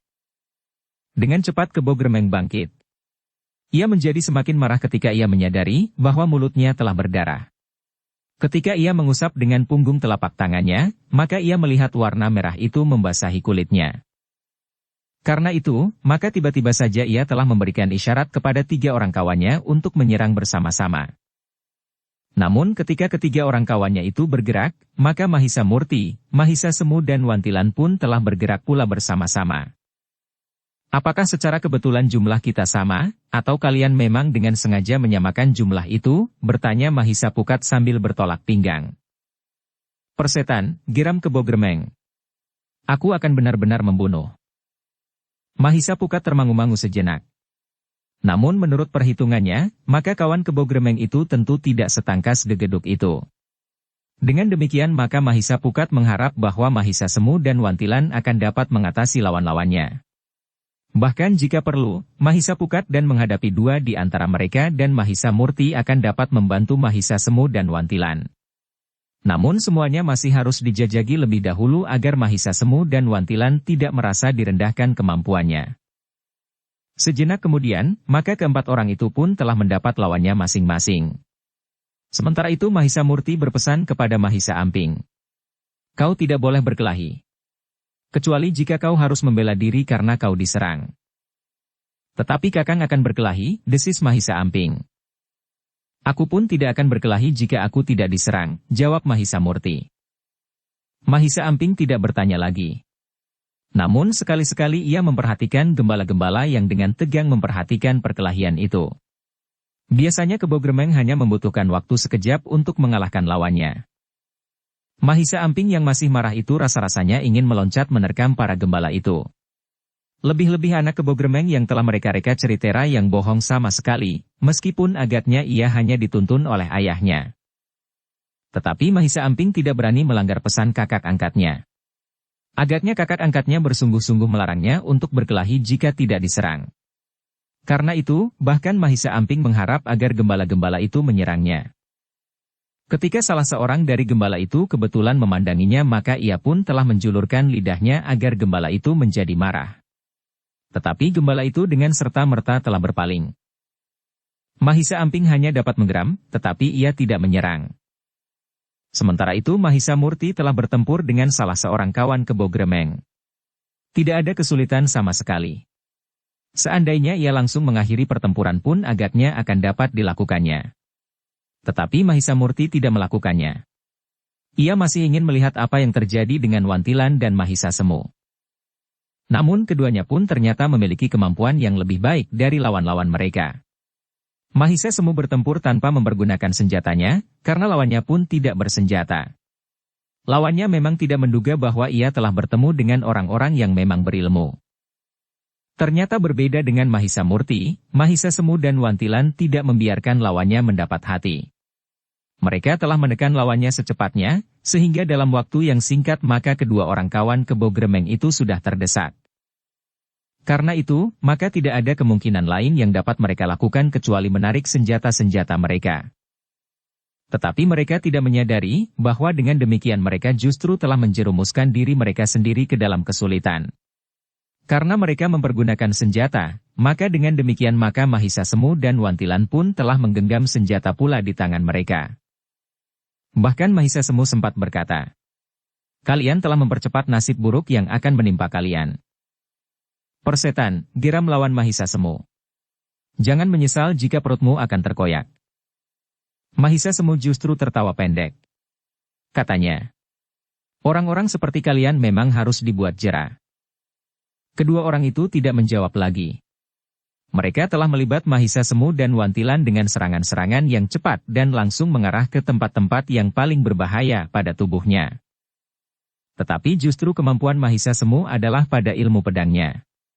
Meskipun belum mencapai tataran yang tinggi, namun ternyata cukup memadai sebagai bekal menghadapi orang-orang yang semula merasa diri mereka tidak terkalahkan. Bahkan dalam waktu yang singkat Mahisa Semu telah berhasil menekan lawannya sehingga seakan-akan kehilangan ruang gerak. Wantilan memang tidak mendorong lawannya dengan kemampuannya. Ketika ia melihat Mahisa Murti dan Mahisa Pukat yang tidak bertempur dengan bersungguh-sungguh, maka Wantilan pun telah berusaha untuk menahan diri. Dukung channel Novel Silat dengan subscribe, follow, like, komen dan share. Beberapa saat kemudian, maka Kebo Gremeng telah menyadari bahwa anak muda itu memang bukan lawannya.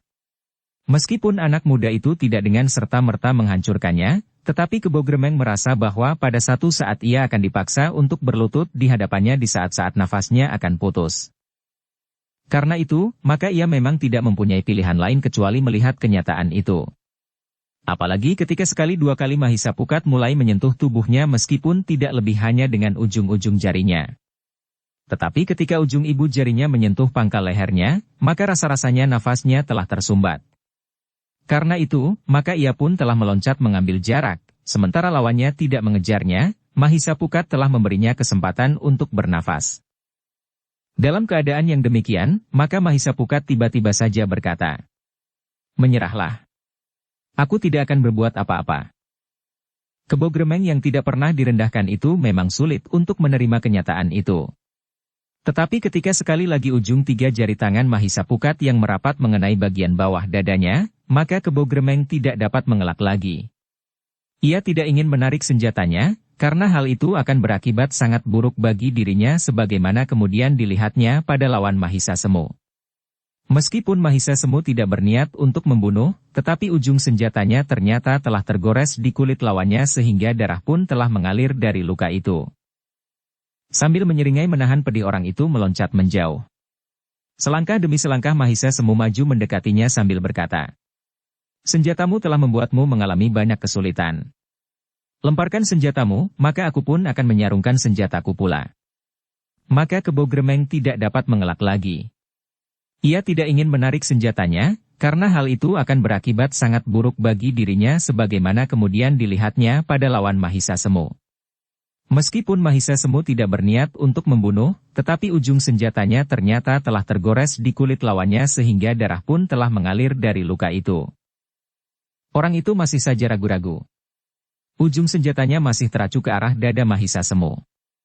Namun ketika sekali lagi Mahisa Semu membentak, maka orang itu telah melemparkan senjatanya. "Bagus," desis Mahisa Semu sambil menyarungkan senjatanya. "Dengan demikian kau selamat." Orang-orang itu tidak dapat berbuat lain kecuali harus menyerah. Kebo Gremeng dan kawan-kawannya ternyata harus menghadapi satu kenyataan bahwa mereka telah berhadapan dengan orang-orang yang berilmu tinggi. Adalah di luar dugaan mereka bahwa anak-anak muda itu akhirnya mampu merendahkannya dan membenturkan mereka pada satu kenyataan, betapa luasnya dunia ini. Kebo Gremeng mengira bahwa di dunianya yang sempit, ia adalah orang yang paling kuat, yang tidak ada duanya. Namun pada suatu saat telah datang di luar dugaan, orang-orang yang menunjukkan di depan hidupnya, bahwa ia bukannya segala-galanya. Bahwa orang yang bernama Kebo Gremeng itu adalah sangat kecil dan tidak berarti apa-apa. "Jika mereka menghendaki, mereka dapat membunuhku," berkata Kebo Gremeng di dalam hatinya. Namun yang dikatakan Mahisa Murti kemudian adalah, "Ingat-ingatlah bahwa kau pernah mengalami sebagaimana kau alami hari ini. Padahal aku bukan orang-orang berilmu tinggi yang dapat melampaui ilmu kami. Ingat itu. Jika kau bertemu dengan mereka, apalagi yang berwatak kelam, maka kau benar-benar akan menjadi cacing di telapak kaki mereka." Kebo Gremeng mengerutkan keningnya. Tetapi ia mampu mengerti apa yang dikatakan oleh Mahisa Murti sehingga kata-kata Mahisa Murti itu benar-benar telah menyentuh hatinya. Karena itu, maka kebo gremeng itu akhirnya berkata, "Aku mohon maaf anak-anak muda. Aku merasa betapa dungunya aku selama ini. Betapa sempitnya penglihatanku atas isi dunia ini. Aku kira aku adalah orang yang tidak terkalahkan. Itu memang terjadi di daerah sempit ini. Daerah yang sekedar sebuah kerikil kecil dari sebuah tepian yang sangat luas. Karena itu, kau harus menyadari bahwa di dunia ini terdapat rahasia yang sama sekali tidak pernah kau kenali," berkata Mahisa Murti. "Bahkan seandainya kau adalah orang berilmu tinggi sekalipun, maka kemampuan itu tentu ada batasnya. Setiap orang mempunyai kelemahannya masing-masing. Yang ilmunya setinggi langit pun akhirnya akan bertemu dengan orang yang ilmunya lebih tinggi lagi. Bahkan orang yang ilmunya tidak terjangkau, dapat saja suatu ketika mengalami nasib buruk di tangan orang yang tidak berilmu sama sekali." Kebo gremeng mengangguk-angguk. Katanya, "Aku mengerti."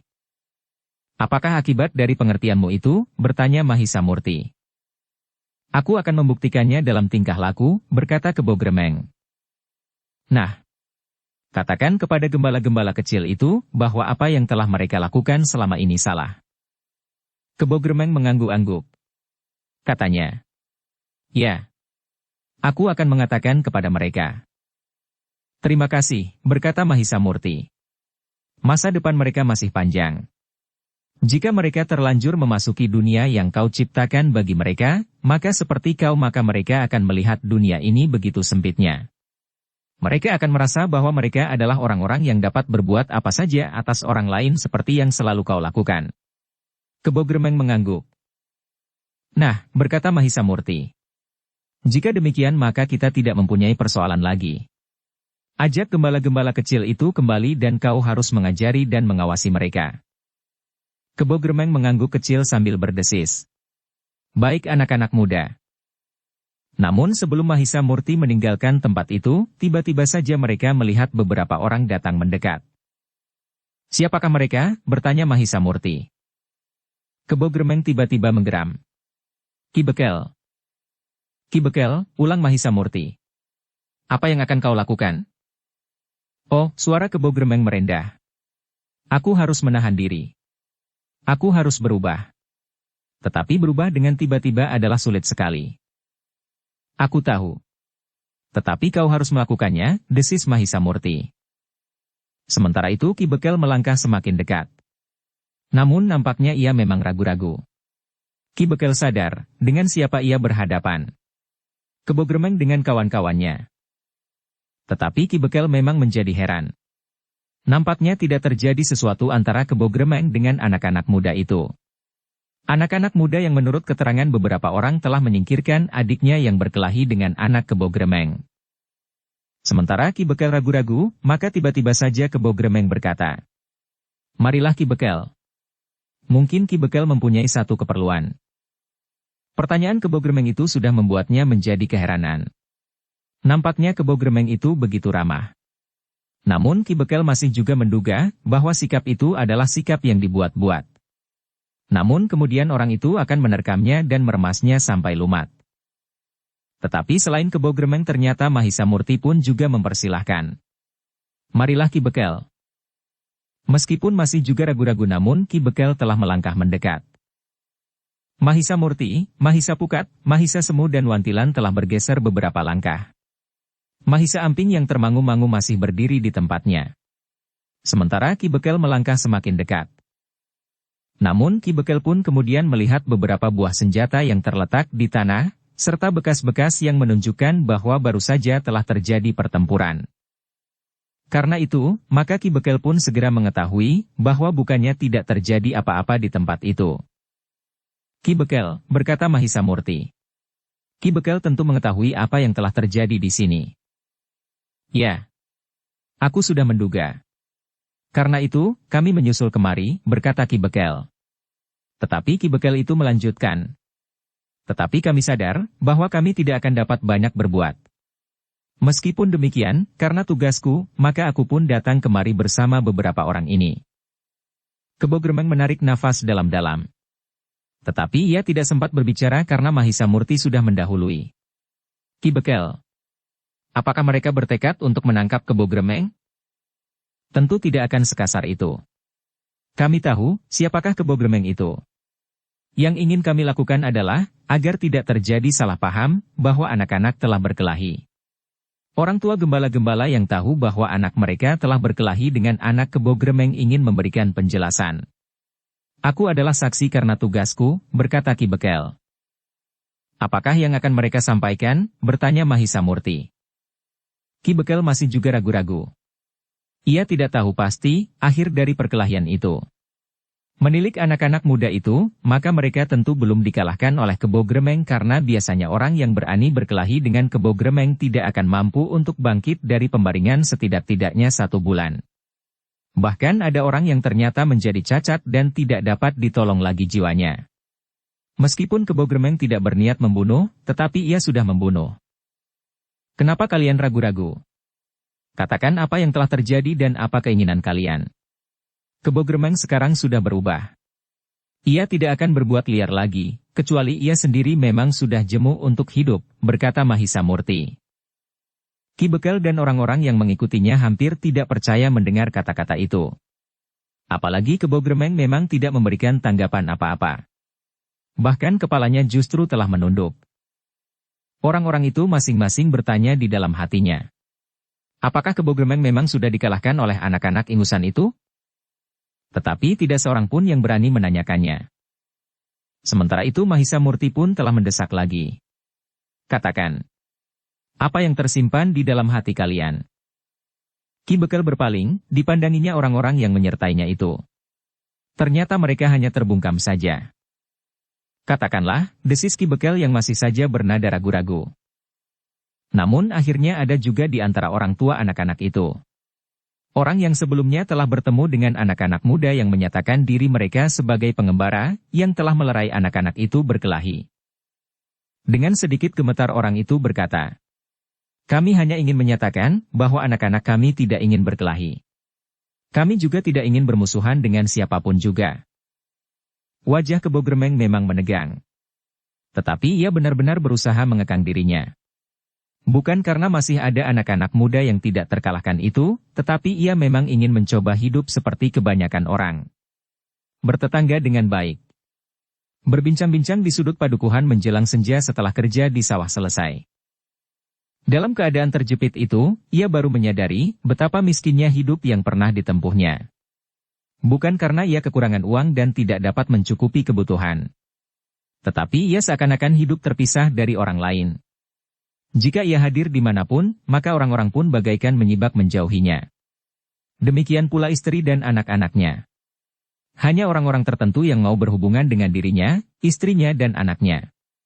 Gembala-gembala kecil yang menjadi kawan anak-anaknya adalah anak-anak pengikutnya atau orang-orang yang justru sangat takut kepadanya yang tinggal di sekitar rumahnya.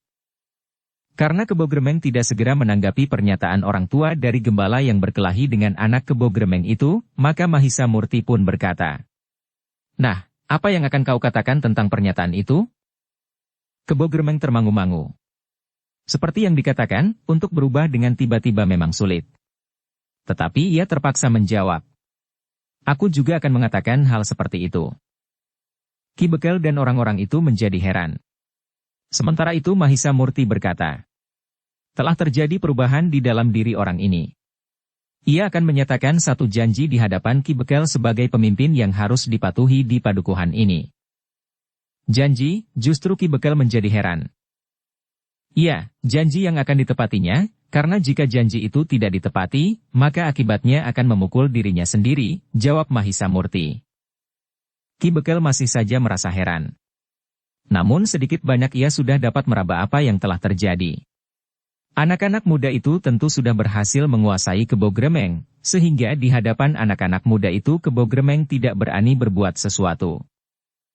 Tetapi bahwa anak-anak muda itu dapat mengalahkan Kebo Gremeng tentu merupakan sesuatu yang tidak pernah mereka duga sebelumnya. Namun mereka melihat kenyataan itu.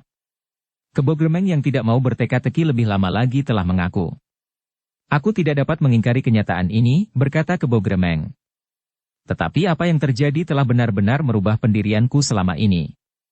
Ternyata anak-anak muda itu mampu mengalahkan aku. Tetapi, Ki Bekel tidak melanjutkan pertanyaannya. Namun Kebo Gremeng mengetahui kemana arah pertanyaan itu. Karena itu, maka ia pun telah menjawab. Aku tidak berpura-pura sekarang. Dan bila anak-anak muda itu pergi aku akan kembali ke tabiatku semula. Tidak. Aku sudah berjanji untuk meninggalkan cara hidupku yang tidak pantas itu. Bukan hanya di hadapan anak-anak muda itu, tetapi untuk seterusnya. Anak-anak muda itu tidak sekedar mengalahkan aku dan kawan-kawanku, tetapi mereka telah menunjukkan sesuatu yang selama ini belum aku lihat. Ki Bekel menarik nafas dalam-dalam. Selama ini pemerintahannya selalu dibayangi oleh kecemasan akan tingkah laku Kebo Gremeng dan kawan-kawannya, sementara ia tidak memiliki kekuatan yang cukup untuk mengatasinya. Jika benar Kebo Gremeng itu berubah, maka padukuhannya tentu akan mengalami satu masa yang tenang. Namun melihat sikap dan sorot mata Kebo Gremeng, maka orang itu tentu akan bersungguh-sungguh. Karena itu, maka Ki Bekel itu pun berkata, "Terima kasih Kisanak. Mudah-mudahan untuk selanjutnya, kita di sini tidak akan selalu diganggu oleh kegelisahan." Aku yakin bahwa Kebo Gremeng kali ini berkata benar. Sebagai seorang gegeduk ia tidak akan mengatakannya seandainya ia benar-benar tidak ingin berubah.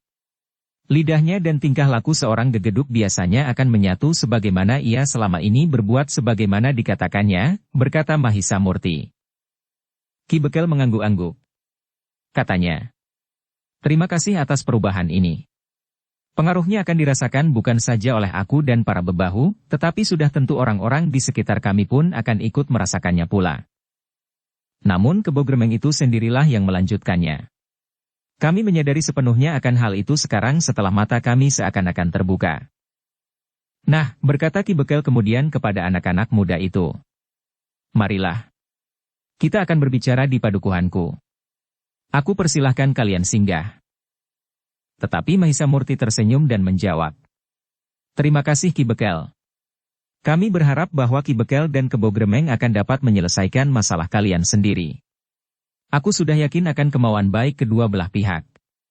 Jika kemudian Kebo Gremeng benar-benar berniat untuk merubah jalan hidupnya, berikan kesempatan. Jangan mendendam atas tingkah lakunya yang lalu, karena dendam hanya akan berbalas dendam saja. Apakah kalian tidak dapat singgah barang sebentar? Bertanya Ki Bekel. Kami mohon, minta orang tua yang anaknya berkelahi dan berdarah. Terima kasih, jawab Mahisa Murti. Kami masih akan meneruskan pengembaraan kami sampai saatnya kami mencapai padepokan kami. Jika kami terlalu sering singgah dan berhenti, maka aku takut bahwa kami tidak akan pernah sampai, sementara orang tua kami telah menunggu dengan tegang dan cemas. Ki Bekel, Kebo Gremeng dan orang-orang padukuhan itu tidak dapat memaksa Mahisa Murti yang justru telah minta diri. Demikian pula saudara-saudaranya sampai kepada Mahisa Amping. Kebo Gremeng sempat menepuk pundak anak itu sambil berkata, "Kau akan menjadi seorang yang perkasa kelak. Di umurmu yang masih belum seberapa banyak itu, kau sudah menunjukkan bekal kemampuanmu yang mengherankan." Mahisa Amping hanya termangu-mangu saja, sementara Mahisa Murti berkata, "Ia belum mulai." Tetapi Kebo Gremeng justru menjawab, "Apalagi belum mulai. Jika anak itu mulai sehari dua hari, maka ia akan semakin meyakinkan." Mahisa Murti tersenyum. Namun ia pun mengulangi permintaannya untuk meninggalkan tempat itu. Sejenak kemudian maka Mahisa Murti dan saudara-saudaranya telah meneruskan perjalanannya. Ternyata mereka memerlukan waktu cukup lama untuk menyelesaikan persoalan Mahisa Amping sehingga perjalanan mereka telah terhambat. Namun di sepanjang perjalanan itu, Mahisa Murti dan Mahisa Pukat telah memikirkan kemungkinan baru untuk Mahisa Amping. Anak itu baru mulai dari dasarnya sama sekali. Ketahanan tubuh dan latihan-latihan yang berhubungan dengan daya tahan itu. Anak itu memang sudah mulai dengan dasar-dasar olah kanuragan, tetapi masih pada latihan-latihan yang dasar. Mahisa Murti dan Mahisa Pukat pun akhirnya memutuskan bahwa anak itu harus mulai ditingkatkan kemampuannya, ia telah memiliki landasan yang cukup kuat untuk melakukan latihan-latihan yang agak berat.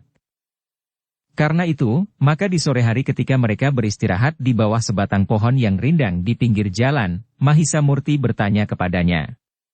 "Amping, Apakah kau benar-benar sudah siap untuk menjalani laku yang berat, berlatih dengan ikatan paugeran yang tidak boleh kau langgar? Tentu, jawab anak itu. Sudah lama aku siap menjalani laku. Di padepokan itu pun aku telah menjalani laku yang berat dan bahkan kadang-kadang aku menjadi pingsan karenanya. Tetapi aku tidak ingin kau mengalaminya lagi, berkata Mahisa Murti. Kau harus tumbuh dengan wajar sesuai dengan umur, kekuatan wadakmu dan perkembangan jiwamu. Mahisa Amping mengangguk-angguk. Ia mengerti maksud Mahisa Murti. Yang pernah dilakukannya adalah satu kerja yang memaksa sehingga terjadi ketidakwajaran di dalam dirinya. Dengan nalar kecilnya, Mahisa Amping sudah dapat mengetahui bahwa yang terjadi itu adalah laku yang dipaksakan untuk kepentingan tertentu justru dari mereka yang berilmu hitam. Jika ia tidak dibebaskan oleh Mahisa Murti, maka perkembangan jiwanya akan mengalami kelainan sehingga ia bukan lagi dirinya sendiri, meskipun wadaknya adalah wadak itu juga. Dalam pada itu Mahisa Murti pun berkata pula. Mahisa Amping, jika kemudian aku memberikan latihan-latihan kepadamu yang tentu semakin lama menjadi semakin berat, bukan berarti bahwa kau harus menjadi semakin sering berkelahi. Hari ini kau telah berkelahi. Kau merasa bahwa kau tidak memulainya. Jika kau kelak sedikit demi sedikit menyadap ilmu kanuragan, kau tidak boleh mencari-cari alasan untuk berkelahi. Selama ini kau tentu melihat bahwa jika aku, kakangmu Mahisa Pukat, Mahisa Semu dan Paman Wantilan berkelahi, itu bukan karena kami ingin berkelahi. Mahisa Amping mengangguk-angguk. Kau mengerti? Bertanya Mahisa Murti. Aku mengerti kakang, jawab Mahisa Amping. Selama ini aku telah memberikan latihan-latihan yang dasar kepadamu. Tetapi mulai besok ilmumu memang akan meningkat perlahan-lahan. Tetapi laku yang harus kau jalani tentu berat. Bukankah kau melihat bagaimana kakangmu Mahisa Semu dan Paman Wantilan berlatih setiap hari di perjalanan? Setiap hari kita memerlukan berlatih beberapa saat, justru di saat kita beristirahat. Kita adalah pengembara. Kesempatan kita berlatih adalah di sela-sela perjalanan yang sangat panjang, berkata Mahisa Murti. Mahisa Amping mengangguk-angguk. Ia memang membayangkan kerja yang berat di hari-hari mendatang jika ia benar-benar ingin memiliki kemampuan dalam olah kanuragan. Namun ia pun mengerti bahwa ia tidak akan melakukannya sendiri. Mahisa Semu, Wantilan dan dirinya akan mempergunakan kesempatan-kesempatan seperti itu. Kita tidak mempunyai sanggar yang memadai, berkata Mahisa Murti. Sanggar kita adalah alam di mana kita berhenti dari perjalanan kita yang kita tempuh dari hari ke hari. Mahisa Amping mengerutkan keningnya. Namun ia tiba-tiba saja berkata, bukankah hal seperti itu sudah kita lakukan? Mahisa Murti menggeleng. Katanya, yang kau lakukan belum apa-apa. Dari hari ke hari akan menjadi semakin berat. Aku akan melakukannya, sahut Mahisa Amping. Mahisa Murti mengangguk-angguk. Sementara Mahisa Pukat berkata, untuk selanjutnya kau harus menepati segala ketentuan yang dibuat untukmu. Kau tidak boleh lagi merajuk. Tidak boleh lagi manja dan menurut kehendakmu sendiri. Kau mengerti? Mahisa Amping mengangguk. Dengan nada rendah ia berdesis. Ya. Aku mengerti. Bagus. Jika demikian kita akan segera dapat mulai, berkata Mahisa Pukat. Tiba-tiba saja Mahisa Amping itu pun telah bangkit berdiri dan berkata, aku sudah siap. Tidak sekarang, berkata Mahisa Pukat dengan serta-merta. Sambil tersenyum ia berkata selanjutnya. Duduklah. Maksudku segera dapat kita mulai tentu di waktu yang pendek setelah ini. Mungkin besok, mungkin lusa. Mahisa Amping nampak menjadi kecewa. Tetapi Mahisa Pukat berkata, kau memerlukan waktu beberapa tahun. Tidak hanya 1-2 hari. Untuk waktu yang bertahun-tahun itu, maka yang sehari 2 hari ini tidak akan terlalu banyak berpengaruh. Mahisa Amping menarik nafas dalam-dalam. Ketika ia duduk kembali Mahisa Semu yang tertawa berkata, kenapa kau begitu tergesa-gesa? Apakah besok kau akan berkelahi lagi dengan gembala-gembala yang kau jumpai di perjalanan? Mahisa Amping menggeleng. Jawabnya, tentu tidak kakang. Tetapi rasa-rasanya aku sudah terlalu lama mempersiapkan diri untuk itu. Terlalu lama? Sejak kapan? Bertanya Mahisa Semu. Mahisa Amping menundukkan kepalanya. Sementara Mahisa Pukat berkata, sudahlah. Besok kita akan mulai di samping latihan-latihan daya tahan sebagaimana kita lakukan setiap hari sebelum hari ini. Mahisa Amping mengangguk sambil menjawab. Baik Kakang. Aku sudah siap kapan saja aku harus mulai. Sebenarnya lah bahwa Mahisa Murti dan Mahisa Pukat tidak mulai memberikan latihan-latihan pada hari itu. Dibiarkannya Mahisa Amping berangan-angan agar dengan demikian, maka ia sempat mempersiapkan dirinya sebaik-baiknya. Terutama persiapan Jiwani, karena sebenarnya secara wadak Mahisa Amping memang sudah siap. Hari itu telah dihabiskan oleh anak-anak muda yang mengaku pengembara itu untuk melanjutkan perjalanan. Ternyata mereka memang harus berjalan jauh karena perjalanan yang mereka tempuh memang sudah jauh. Malam itu, keempat orang itu memilih bermalam di tempat terbuka. Mahisa Amping yang menyertai mereka sama sekali tidak pernah merasa berkeberatan dimanapun mereka bermalam. Daya tahan tubuhnya pun telah memungkinkannya untuk tidur di tempat terbuka tanpa selimut kecuali pakaian yang dipakainya. Namun malam itu Mahisa Amping merasa sulit untuk dapat tidur nyenyak. Beberapa kali ia terbangun dan angan-angannya selalu tersangkut pada hari-hari mendatang, saat-saat ia mendapat kesempatan untuk menjalani laku dan meningkatkan kemampuannya dengan sungguh-sungguh dan berlatih untuk sebenarnya mendapatkan ilmu kanuragan. Mahisa Murti, Mahisa Pukat, Mahisa Semu dan Wantilan yang berganti-ganti berjaga-jaga melihat betapa Mahisa Amping menjadi gelisah. Tetapi mereka tidak bertanya kepada anak itu, karena dengan demikian anak itu akan menjadi semakin sulit untuk tidur. Tetapi akhirnya, anak itu tertidur juga sampai menjelang fajar. Sebelum matahari terbit, keempat orang itu bersama Mahisa Amping telah siap untuk berangkat. Mereka sempat mencuci wajah mereka di sebuah parit yang berair bening. Kemudian seperti biasanya mereka telah berlari-lari menyusuri jalan-jalan kecil dan sepi agar tidak menarik perhatian orang. Bahkan mereka telah menuruni lereng-lereng dan tebing sungai, kemudian memanjat lagi ke atas tanggul. Namun mereka pun berhenti ketika hari menjadi terang. Di saat matahari terbit, maka mereka telah melakukan latihan-latihan khusus di sebuah tikungan sungai yang nampaknya jarang dilalui orang. Mahisa Amping berusaha untuk selalu menirukan unsur-unsur gerak yang dilakukan oleh Mahisa Murti dan Mahisa Pukat. Tetapi jika keduanya telah melakukan unsur gerak yang berbeda, maka Mahisa Amping harus memilih salah satu di antaranya. Baru setelah matahari memanjat naik, mereka berhenti. Beristirahat sebentar. Kemudian mandi di sungai itu juga. Setelah membenahi pakaian mereka, maka mereka pun naik dan melanjutkan perjalanan. Mahisa Amping memang menjadi kecewa. Ia mengira bahwa Mahisa Murti dan Mahisa Pukat akan mulai dengan memberikan latihan-latihan kepadanya. Namun ternyata sama sekali belum. Meskipun demikian Mahisa Amping tidak berani menanyakannya. Ia menyimpan kekecewaannya itu di dalam hatinya. Keempat orang itu pun kemudian memasuki jalan yang lebih ramai. Memang tidak ada orang yang secara khusus memperhatikan mereka. Keempat orang yang membawa seorang anak itu berjalan di antara orang-orang lain yang hilir mudik. Mahisa Murti pun kemudian berdesis. Kita memasuki jalan yang menuju ke pasar. Atau membelakangi pasar, sahut Wantilan. Tidak. Orang yang menuju searah dengan kita membawa barang-barang dagangan. Sedangkan mereka yang berjalan ke arah yang berlawanan membawa barang-barang yang mereka beli di pasar itu. Tentu dapat dibedakan, jawab Mahisa Murti. Wantilan mengangguk-angguk. Memang ia pun kemudian sependapat bahwa jalan itu memang menuju ke pasar. Di luar pasar yang ramai itu, kelima orang itu telah singgah di sebuah kedai.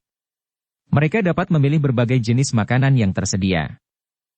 Sejenak kemudian, kelima orang itu pun telah meneruskan perjalanan mereka meninggalkan keramaian pasar itu dan bahkan kemudian meninggalkan padukuhan yang cukup besar dan ramai. Tidak ada persoalan yang mereka hadapi di padukuhan itu. Karena itu, maka mereka dapat berjalan terus. Mahisa Murti berharap bahwa mereka tidak akan menjumpai persoalan-persoalan baru di perjalanan mereka. Karena mereka telah bertekad sejak semula untuk tapang rame, sehingga dalam hal tertentu mereka memang tidak dapat menutup mata dan begitu saja mengabaikannya, betapapun perjalanan mereka menjadi semakin terhambat. Menjelang tengah hari, kelima orang itu justru telah mendekati sebuah daerah yang nampaknya agak terasing. Namun justru mereka telah memilih berbelok memasuki jalan sempit yang menuju ke sebuah hutan yang nampaknya masih lebat. Seorang petani yang bertemu di bulak itu telah bertanya. Kalian akan pergi kemana anak-anak muda? Kami pengembara yang menyusuri jalan-jalan panjang Kisanak. Apakah jalan ini menuju ke hutan yang nampak lamat-lamat itu? Bertanya Mahisa Murti. Justru karena itu aku bertanya. Sahut petani itu. Jalan ini adalah jalan mati, karena jalan ini hanya akan mencapai hutan itu saja. Hutan yang masih termasuk lebat dan dihuni binatang-binatang buas. Mahisa Murti mengangguk sambil berkata. Terima kasih Kisanak. Kami memang ingin melihat hutan lebat itu. Petani itu menjadi heran. Namun kemudian ia pun bertanya. Apa yang akan kalian cari di hutan yang lebat itu? Mahisa Murti tersenyum. Katanya. Kami tidak mencari apa-apa Kisanak. Kami justru menghindari persoalan-persoalan yang mungkin timbul jika kami berjalan melalui padukuhan-padukuhan. Karena sebenarnya lah kami berjalan jauh. Ancar-ancar perjalanan kami adalah gunung-gunung, matahari terbit dan terbenam serta bintang-bintang di malam hari. Petan itu mengerutkan dahinya. Tetapi ia tidak tahu maksud anak muda itu. Karena itu, maka ia pun berkata asal saja terloncat dari bibirnya. Berhati-hatilah anak muda. Terima kasih Kisanak, jawab Mahisa Murti. Ketika petani itu meninggalkan mereka, Mahisa Murti menjadi termangu-mangu. Ia pun kemudian berkata kepada Mahisa Pukat. Kita menuju ke hutan lebat. Mungkin kita harus menempuh jalan ini kembali. Maksudmu, bertanya Mahisa Pukat. Apakah kita akan berjalan terus? Mahisa Murti justru bertanya. Lalu katanya. Agaknya tidak ada jalan tembus ke seberang hutan itu. Kecuali jika kita berniat untuk menerobos hutan itu. Mahisa Pukat memang nampak ragu-ragu. Demikian pula Mahisa Semu dan Wantilan. Namun tiba-tiba saja Mahisa Amping berkata. Menarik sekali. Kita dapat melihat-lihat satu lingkungan yang belum pernah aku lihat sebelumnya. Semua orang berpaling kepada anak itu. Tetapi justru karena itu Mahisa Amping merasa heran. Seakan-akan semuanya bertanya kepadanya, kenapa ia ingin melakukannya. Karena itu, Mahisa Amping justru menundukkan kepalanya. Ia tidak tahu apa yang harus dikatakannya. Tetapi Mahisa Murti kemudian berkata, marilah. Kita melihat isi hutan itu. Jika kita tidak mungkin menerobosnya, maka kita akan kembali menempuh jalan ini dan turun di jalan sebelah. Ternyata yang lain pun tidak menolak. Sehingga sejenak kemudian maka mereka telah menyusuri jalan itu menuju ke hutan yang ditunjuk dan dikatakan oleh petani itu. Mereka menyusuri bulak yang tidak begitu panjang. Kemudian memasuki padang perdu yang memisahkan daerah persawahan dengan hutan yang masih lebat itu. Baru kemudian mereka melihat dinding yang membentang di hadapan mereka. Dinding yang nampak perkasa dan seakan-akan tidak akan tertembus oleh kekerdilan diri mereka. Tetapi Mahisa Murti, Mahisa Pukat, Mahisa Semu dan Wantilan diikuti oleh Mahisa Amping berjalan terus. Semakin lama semakin mendekati hutan yang lebat itu. Baru beberapa puluh langkah di depan hutan itu mereka berhenti.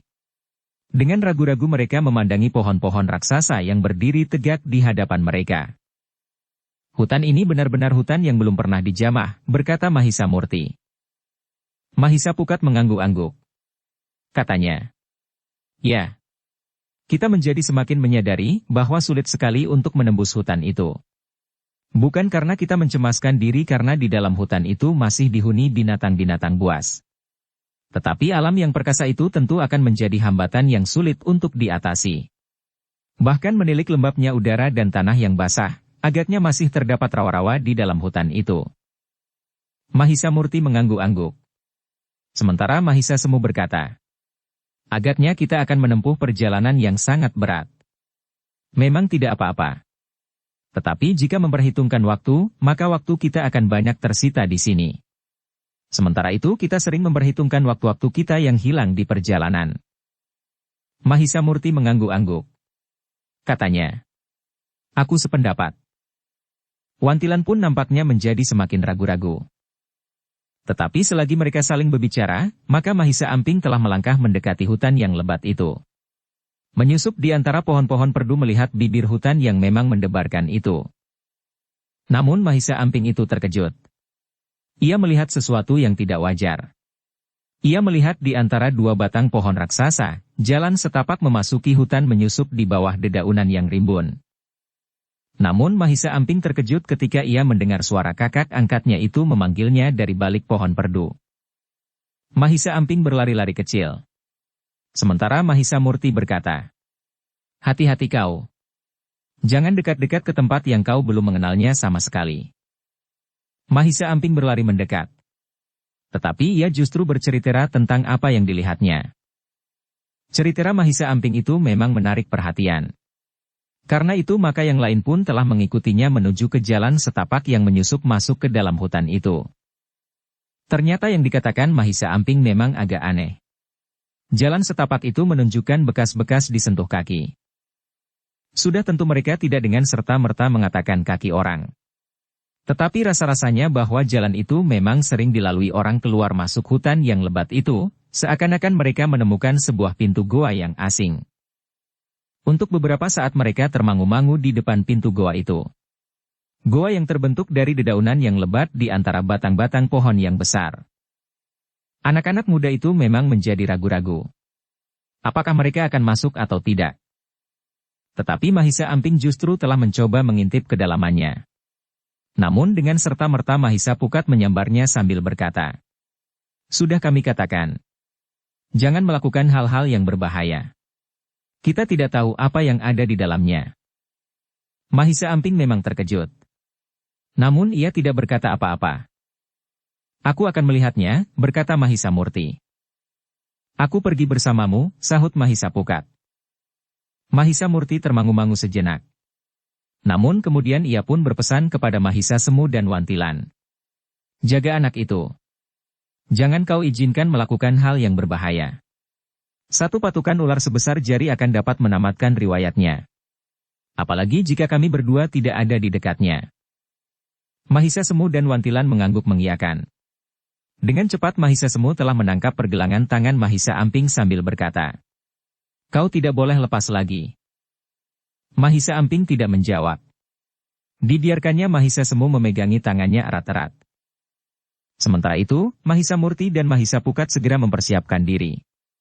Keduanya benar-benar berada dalam kesigapan tertinggi sehingga apabila terjadi sesuatu, keduanya akan mampu mengatasinya. Sejenak kemudian maka Mahisa Murti dan Mahisa Pukat telah menyusup memasuki terowongan di antara dedaunan yang rimbun itu. Ternyata mereka harus menyusup beberapa puluh langkah. Namun kemudian, mereka keluar dari terowongan sempit itu dan berada di tempat yang agak lapang meskipun masih juga berada di antara pohon-pohon yang tinggi. Tetapi tidak lagi dirimbuni oleh pohon-pohon perdu padat seolah-olah dinding sebuah terowongan panjang. Sinar matahari mulai nampak menyusup di antara dedaunan. Garis-garis yang condong jatuh di atas tanah yang memang lembab. "Memang aneh," berkata Mahisa Murti. "Nampaknya terowongan itu memang dibuat orang. Jika kita perhatikan, maka nampak bekas-bekas senjata tajam memotong ranting-ranting yang lebat. Ya. Tempat ini bukannya tempat yang terasing sama sekali. Jalan ini akan dapat kita telusuri," jawab Mahisa Pukat. "Apakah kita akan mengikuti jalan ini?" bertanya Mahisa Murti. "Tidak terlalu jauh," jawab Mahisa Pukat. "Marilah." Namun nampaknya sudah agak lama jalan ini memang tidak dilalui orang. "Tetapi bekas perang tadi?" bertanya Mahisa Pukat. Keduanya sempat memperhatikan terowongan itu sekali lagi. Keduanya memang berkesimpulan bahwa terowongan itu telah dibuat orang. Sejenak kemudian mereka telah berjalan menyusuri jalan sempit di tengah-tengah hutan itu. Jalan yang menjelujur panjang, berkelok-kelok di antara pepohonan. Menilik jalan panjang itu, maka jalan itu tentu dibuat setelah pohon-pohon itu tumbuh menjadi besar. Namun ternyata mereka tidak menjumpai apapun juga selain jalan panjang itu. "Tidak ada yang aneh lagi," desis Mahisa Pukat. "Ya," jawab Mahisa Murti. "Agaknya jalan itu akan menusuk sampai ke jantung hutan ini, bahkan sampai menembus di seberang. Jika demikian, apakah kita akan mengikuti jalan ini sampai ke seberang hutan?" bertanya Mahisa Pukat. "Jika demikian, maka kita akan membawa Mahisa Semu, Paman Wantilan dan Mahisa Amping." Mahisa Murti ragu-ragu. Namun tiba-tiba saja ia berkata, "Kau lihat sesuatu?" Mahisa Pukat termangu-mangu. Ia memang melihat sesuatu yang agaknya bukan pepohonan dan bukan pula batu-batu padas dari sebuah gumuk kecil. Di balik kabut yang mulai terangkat oleh sinar matahari yang menusuk udara lembab di dalam hutan itu, mereka melihat sesuatu. Mahisa Murti pun kemudian berdesis. Marilah. Kita lihat, apakah yang nampak itu. Namun Mahisa Murti yang memiliki ilmu yang tinggi itu benar-benar telah bersiap. Demikian pula Mahisa Pukat. Selangkah demi selangkah mereka memasuki daerah berkabut. Namun semakin lama menjadi semakin jelas bahwa sebuah bangunan berada di hadapan mereka. Candi, desis Mahisa Murti. Candi yang terbuat dari batu keras. Bukan sekedar batu padas, sahut Mahisa Pukat. Mahisa Murti kemudian telah berhenti sejenak untuk memandangi keseluruhan candi itu. Seakan-akan sebuah bangunan yang besar telah menguap kabut yang semakin tipis, sehingga mereka pun kemudian melihat satu candi yang besar di antara pepohonan. Mana mungkin, desis Mahisa Pukat. Memang sebuah candi, berkata Mahisa Murti kemudian. Mungkin buat tempat tinggal atau sebuah pertanda yang lain. Tetapi hanya satu-satunya, berkata Mahisa Pukat. Tidak nampak ada bekas-bekasnya bangunan yang lain. Mahisa Murti mengangguk-angguk. Nampaknya memang tidak ada bangunan yang lain di sekitar bangunan yang terbuat dari batu itu. Tetapi Mahisa Murti dan Mahisa Pukat belum tahu dengan pasti bangunan apa yang mereka hadapi. Bersambung ke bab 138. Dukung kami dengan subscribe, follow, like, komen dan share. Terima kasih.